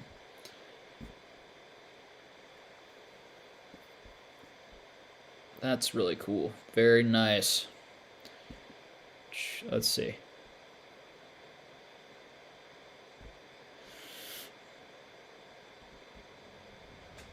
A lot of good conversations going on. I think I'm probably going to go, guys, for another, what do you guys think, 20, 30 minutes? We'll see, 20, 30 minutes. And then I'm probably going to head to bed. But definitely we'll do another one of these soon.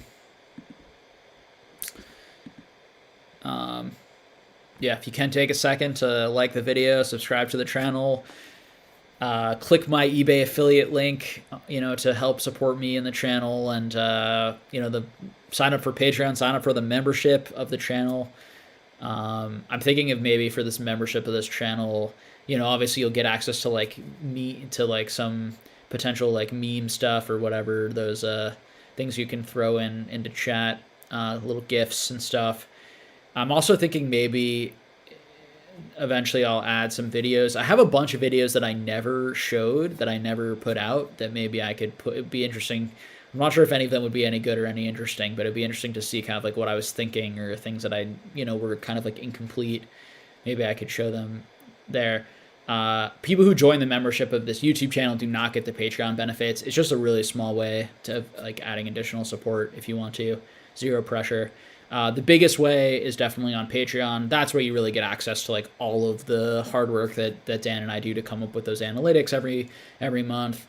Then every 3 months we're bringing in a big presenter. We just had Pat Flynn from Deep Pocket Monster in. That video is live now for all of our Patreon members. We do these live Zoom chats, for those who don't know, so a bunch of us here. Basically, it's exactly what we're doing right now, except we're all on the screen. We can see each other and we actually have discussions and talk. It's not just me talking the whole time. We do analytics presentations, and we also are going to have lecturers and people come on from the Pokemon community. In a few months, we'll be having Rusty in 3 months from now, or every 3 months. We're Rusty from TCG Gaming is going to come on, which will be great. And then we're going to have Danny Phantom come on in the future, and lots of other people, every 3 months going forward. So, if you want to be part of that, just so appreciative of people who do and enjoy that community. And as I do a little bit less therapy work and I spend more and more time doing this, it really helps me be able to continue paying my bills and, building my collection and all that sort of stuff. So really appreciate it, and hopefully I make it very well worth the $10 as my goal, is to really make it worth that. But either way, just really appreciate the support. So please support there in any way you can, and also support other great people in the community. We have lots of content creators in the chat, some of the nicest guys that I've met in this hobby. Go support them. I want to shout out, there's some different sources like Pokemetrics, and he has Pichu Fan has a Patreon there. Any way you can support it, it really just supports the hobby, and a lot of these people and businesses and all sorts of things are gonna be what continues to make this a really fun, I think, and engaging and interesting place to be. So that's my little spiel. Let's get back to doing another 20-25 minutes of questions, and then we'll finish up. All right. I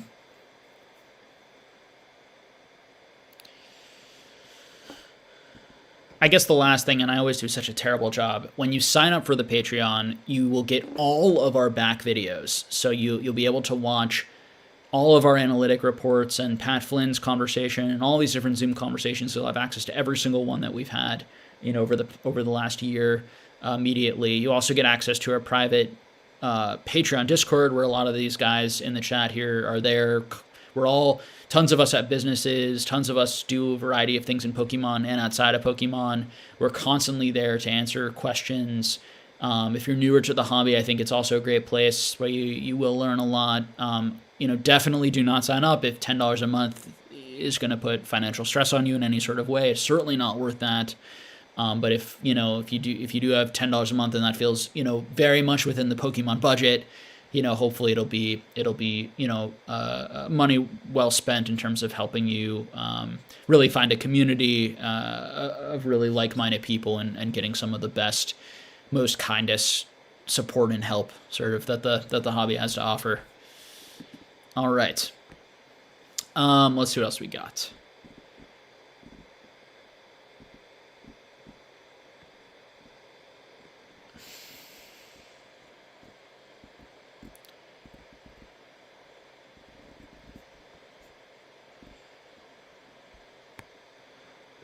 Ooh, just lost again the chat. So frustrating.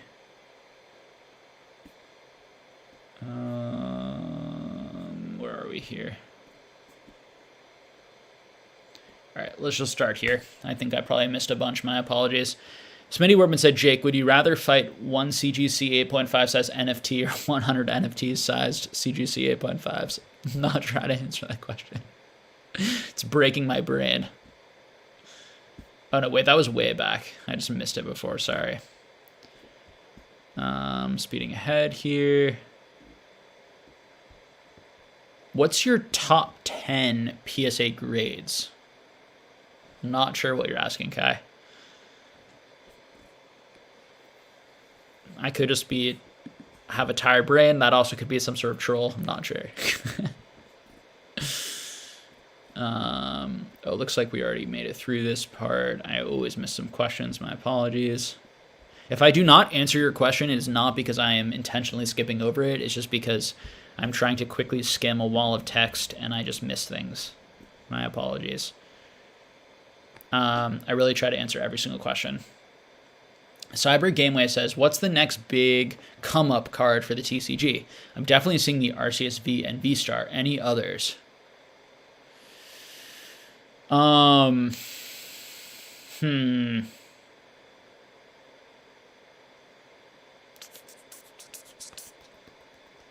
not sure. Yeah, I mean, like in new sets that might come up, I'm not sure what's going to be next. The next come-up card. I feel like all the cards are sort of already pretty expensive from like Brilliant Stars. I'm not sure one is going to like come up. But yeah, there are a lot of cool cards from that set. I think like, yeah, the RCSV Star is a really nice looking card for sure. ZNG Emporium says, who is your main when you play Smash? Let's see, James. My main. So when I played Super Smash Brothers, I really just played Nintendo 64. When I played Super Smash Brothers Nintendo 64, I played mostly with Fox and Kirby and some Ness. I never really played like any of the versions where there were like 100 characters. I played a little bit here and there at parties, but I never got like really good, and I never owned it. So yeah, I know that's like your favorite game, isn't it? I think I heard you say once. Who's your main, James?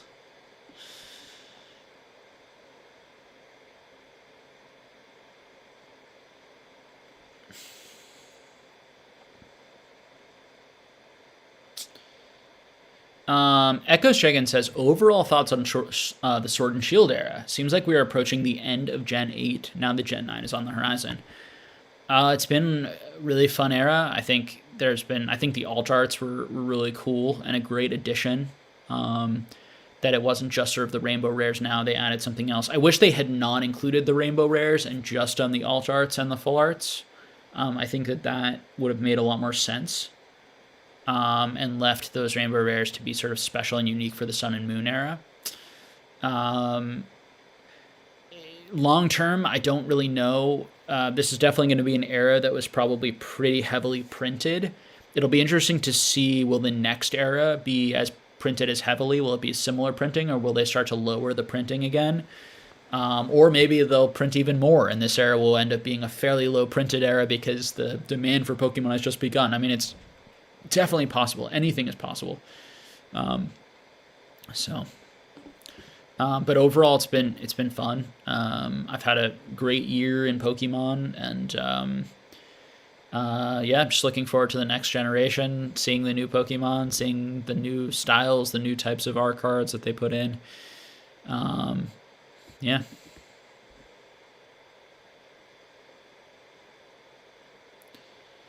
Jamie Scott says, I honestly think that Pokemon will steadily decline for the foreseeable future. Obviously, this is a generalization. However, I think the boom is over for the most part. Definitely possible, Jamie. I think that the way that would happen is if kind of newer generations don't care or are not as into it as like my generation. And so if my generation is really driving all of the spending right now, and my generation isn't going to continue to spend more and more, which is possible in and of itself, you know, as we grow in income, if we stay engaged and interested, it is possible that we'll become less interested, and then future generations will not be interested or as interested and will not be willing to pay high prices for Wizards of the Coast stuff or for those middle eras or even for today's modern, because they're just not going to be interested. So I think it's important that that viewpoint is out there, and that people understand that that viewpoint is that's a realistic possibility, that we sort of, you know, are on sort of a slow downtrend that lasts a while. Maybe it stabilizes at some point and we never really see it tick back up or grow over time. I think it's a possibility that people don't consider, or some people don't consider, or maybe not enough people consider, is a way to put it. Do I think, would I place my bet on that happening? No, I would place my bet against that, but I think it's a completely reasonable viewpoint and something that you know could definitely happen.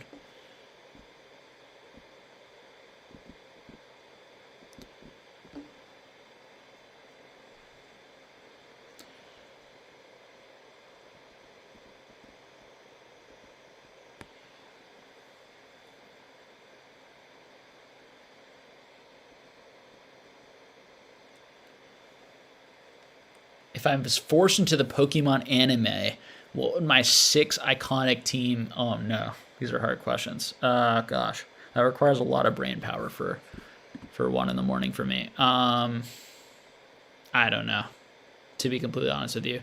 I think some of my favorite Pokemon to play in the games. I liked playing Articuno. I liked generally Ice and Electric types when I played. I like Jolteon a lot. I like Zapdos somewhat, but not as much as Jolteon. Some of my favorite Pokemon to play were Jolteon. I Alakazam, when I could get him. Parvis, I could never get him.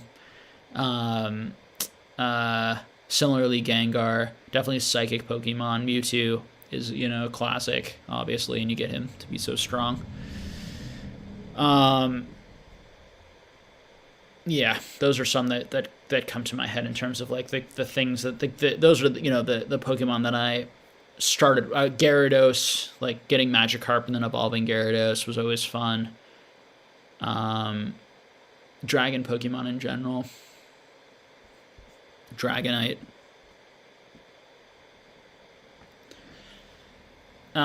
Tic Tac says you should do a podcast with Pokemon USA. Yeah, I've talked to him before.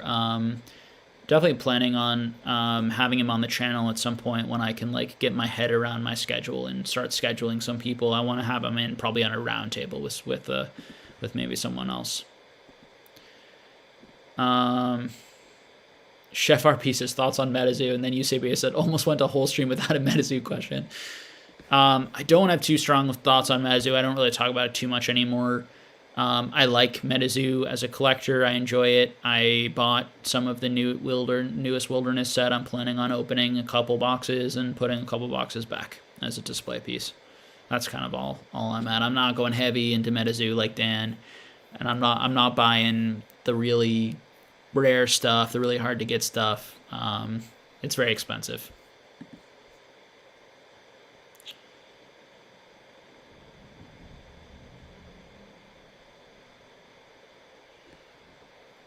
David says, I was on the subway on my way to school yesterday, and this elderly man was playing Pokemon Go, and my heart melted seeing the smile on his face. That's so cute.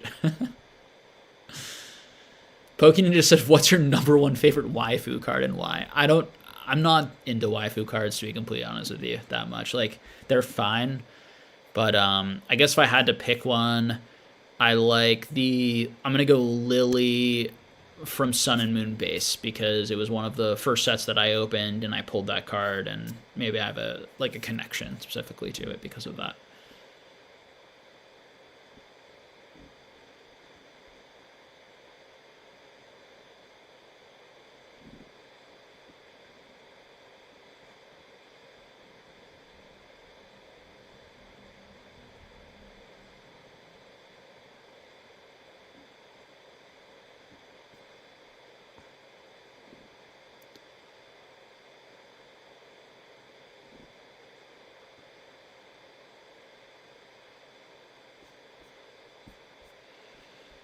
Got a super chat from Charvy. Appreciate it. Buying PSA 9 Aquapolis Slowking. That is a beautiful card. I really like Slowking too, actually, and I really like that Slowking, and I really like the Neo Genesis Slowking. I think both are beautiful arts. I also love the Slowking from Southern Islands. Those are 3 of my favorite cards in like the whole hobby, believe it or not. Like, I would not say that Slowking is like a top 10 Pokemon or anything for me, or even top 20, but Slowking is one of those Pokemon that I think is underrated and has always been underrated. I like it. And I also like Golduck, another Pokemon that I think, and I like Kingdra too. Some of those water Pokemon I really like. I think they're underrated. I like Starmie. I'm definitely not telling people to go invest in any of these things. There's a million cool Pokemon in every generation, but they're just some Pokemon that I like.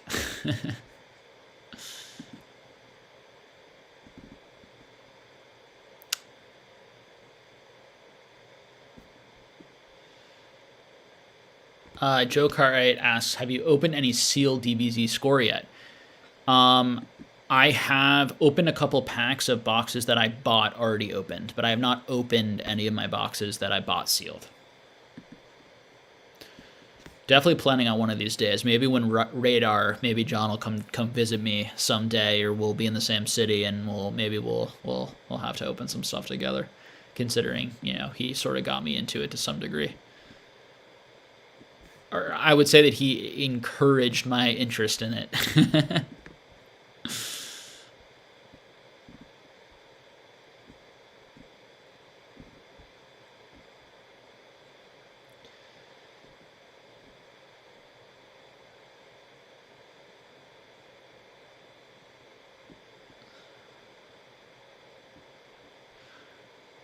Oh, Pokemon View asking a question a bunch of times. How much is Celebrations Charizard worth ungraded? That's something that you should look up online. So you can look it up on eBay, on TCG Player is a good place. That's where I would look. And you can see sold listings.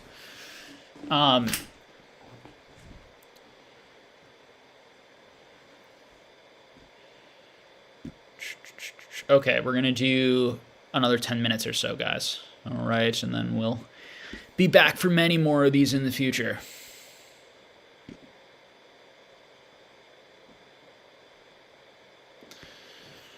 Anyone One Piece fans in here? I like One Piece. I'm not like a huge One Piece fan. I definitely have not. There's so many episodes, but I've watched maybe like a couple seasons, and it's fun show. Donkey Kong is my main from Z&G Emporium. Am I going to any CollectiCons? Yeah, man. I'm going to Charlotte. So the plan right now is for everyone, I'm going to go to the Charlotte CollectiCon. Hopefully I'll see some of you guys, maybe a lot of you guys there. And then I'm going to go to the Denver one, which is the one that I think a lot of the Patreon members are going to go to. And Swami's going to host us all at his house, right? And throw a big party for us. That's the expectation. And Mason is going to be there, as well as like so many people from the Patreon, the Discord, and really a bunch of people who've like become my friends, and it'll be sweet. It'll be super fun. So hopefully you'll be at the Denver one at least, James. But you should also come to the Charlotte. Dan and Nick and I will be there selling and hanging out, and be super fun to meet you in person. We've talked for so long now, years online, but it'd be great to meet you and your wife in person.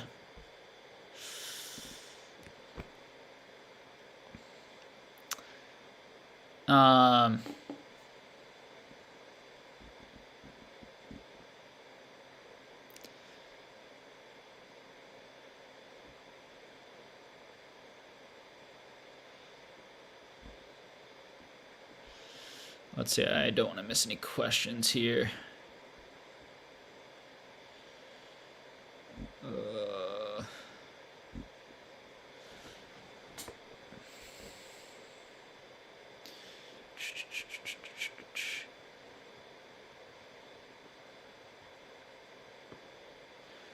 Pokemon Kevin says, what are your thoughts on Lugia? And given that the 25th anniversary was not on Neo as what many expected, it seems that Lugia never reached the hype it was supposed to.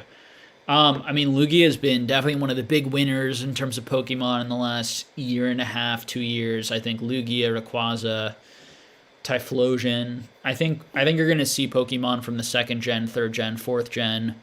You're going to see that there are a lot of people who that's their favorite Pokemon, that's the one they grew up with, and over time will be paying for those rookie cards or most interested in those rookie cards or first appearance cards, however we want to call them. I think Lugia is clearly a top tier Pokemon. I think Charizard, Lugia, Rayquaza, I think are clearly the 3, most expensive Pokemon from those eras. And they're probably always going to be the 3 most important eras in Pokemon. Would I ever get a Pokemon tattoo randomly? No plans on. I'm never gonna get a tattoo. Not that I have anything against tattoos. It's a Jewish religion thing that I can't be buried in a Jewish cemetery. I have cousins who are ultra Orthodox and Jewish, and but I have nothing personal against tattoos, people getting tattoos, and if it wasn't a religious thing, I might, I don't know. Jamie Scott says, Jake, do you think in the quest to stay relevant, companies like Pokemon are making the wrong decisions, introducing new Pokemon/forms or changing mechanics every new generation movie game? No. I think that the thing that I really wish Pokemon would do is appeal more to collectors over time and appeal more to multi-generations and make some of the cards and some of the movies and some of the maybe the television show and also the video games a bit more, maybe put more money, make them super interesting, very compelling storylines, very compelling characters, no really inappropriate adult themes, but a little bit of grit, a little bit, dark Pokemon. They could do such cool stuff with Team Rocket and some of the dark Pokemon and the designs and the different things they could do there. And I don't know why they haven't yet, and I assume eventually they will. I think it's probably only a matter of time. But you'd think this would be the time that they would do it because there's been such an upsurge in interest, and you would think that I would think that there'd be a lot of money in making some really cool Pokemon movies that were either live action or just had a darkness to them.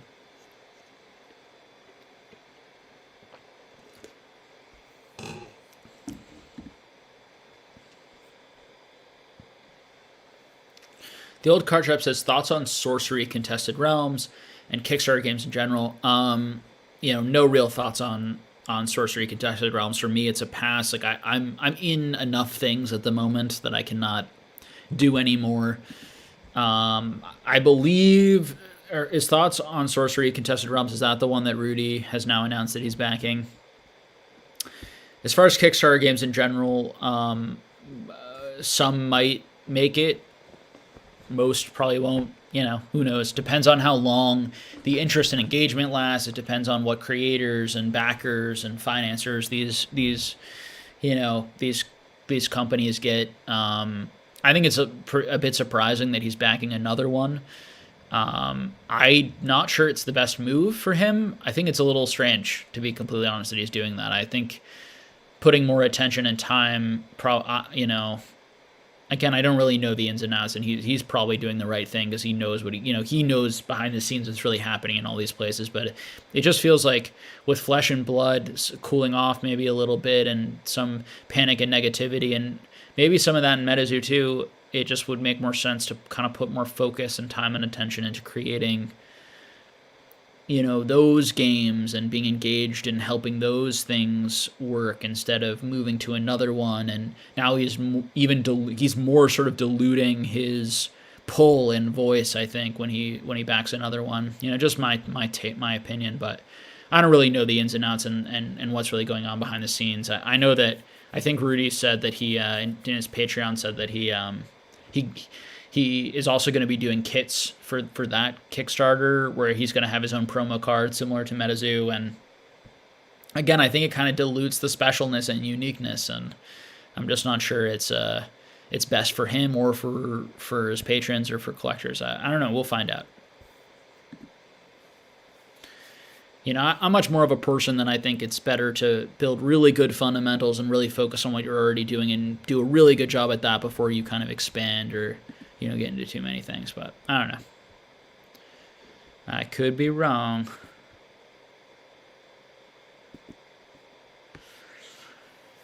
Okay, a few more questions and then we're going to end it. Chevel says, favorite EX era reverse hollows. Oh gosh. Some of the dark hollows from Team Rocket Returns probably are some of the coolest reverse looking cards, in the hobby. I really like, the Dragonite's cool. The Dragonair, I really like. The Gyarados. Yeah, a lot of cool cards from that set. Yeah, PokeNinja says, I'd say bring back the Dark Era Pokemon. Yeah, we're definitely way overdue for like a Dark Team Rocket set.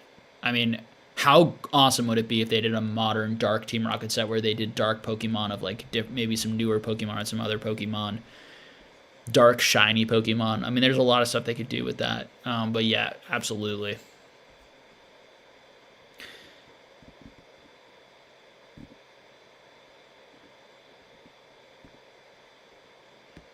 Joe Cartwright saying we're all gonna miss Chumley at the Fort Worth Collecticon. No, I want to meet Chumley. All right, David says, Jake, what type of cards would you say are worth grading regardless of the grade? Shinies, trophy, crystals, world promos? Yeah, it's just sort of your top ones, right? For me in particular, it's the trophies. It's the very rare cards where it's really more about owning the card and getting it authenticated than the grade. For example, I think that people care way too much about grades in trophy cards and some of the rarest cards in the hobby at all. Having a 7 or an 8 is basically the same to me. Having an 8 or a 9 is generally the same. Having a 7 and a 10, there's definitely going to be some condition difference, very likely. But, I really just care about how it looks, the eye appeal, and then just owning a piece of history and owning something really rare way more than I care about the grade. It's just the fact that I own that card that's really cool and special. So I definitely think low-graded trophy cards that really attract me as a collector. To be able to get, some of these really rare cards for a reasonable price is very attractive. So as a grader, as grading them, that's how I would feel. So if I had those cards, I would definitely grade them regardless of price, just as a collector. I feel that way less about, your shinings and crystals, your first edition WotC hollows. I still think you do it in most cases, but a lot of those cards I would rather just have as binder cards. I just think that they're cool. I have some first edition hollow base set cards that would probably grade 5s and 6s that I'm not getting graded and don't ever plan on getting graded and are more, binder set type things.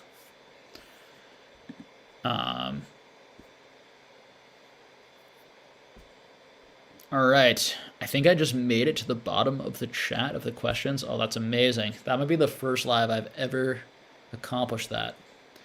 Oh, now there are more questions. All right, last question of the night. Sire says, if you could have any E-Series holo in PSA 10, which would it be? And of the ones you have a copy of, favorite art? So the one that I would add to my collection is the Mew from Expedition, because I don't have that one. And yeah.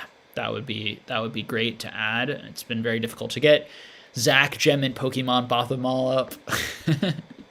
That would be the one if I could pick any.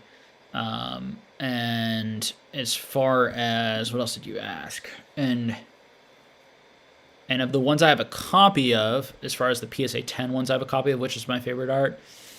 Ooh, tough one. I like the Moltres and Articuno from Skyridge. I think both those cards are really, really good looking.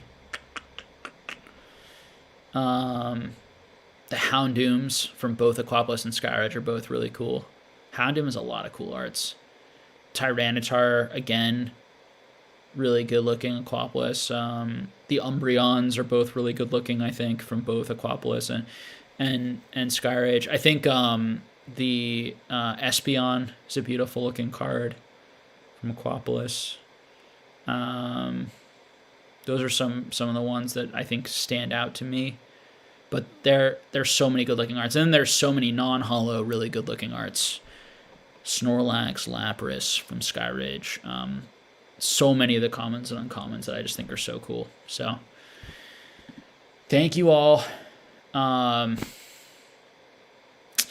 Really appreciate all the support, as I said before, supporting me on Patreon, becoming a member, joining the channel, clicking the affiliate link, even just subbing, leaving a positive comment. It all means a lot, and I will just continue making videos and engaging in the hobby and all that good stuff. All right, so I hope everyone has a good rest of their night or day or whatever time zone that they're in, and I'll see you all again. Let's see, do I have any notes or anything? Nothing. Probably will try, and I might be able to make a video this weekend. I might not, which is part of why I made one tonight. This might be my only video in like a week. Might have to wait. I'm traveling a little bit this weekend, but otherwise, yeah. I'll see if I can get one in there maybe for you, and otherwise I'll just catch you all in the next one. All right, everyone have a good night.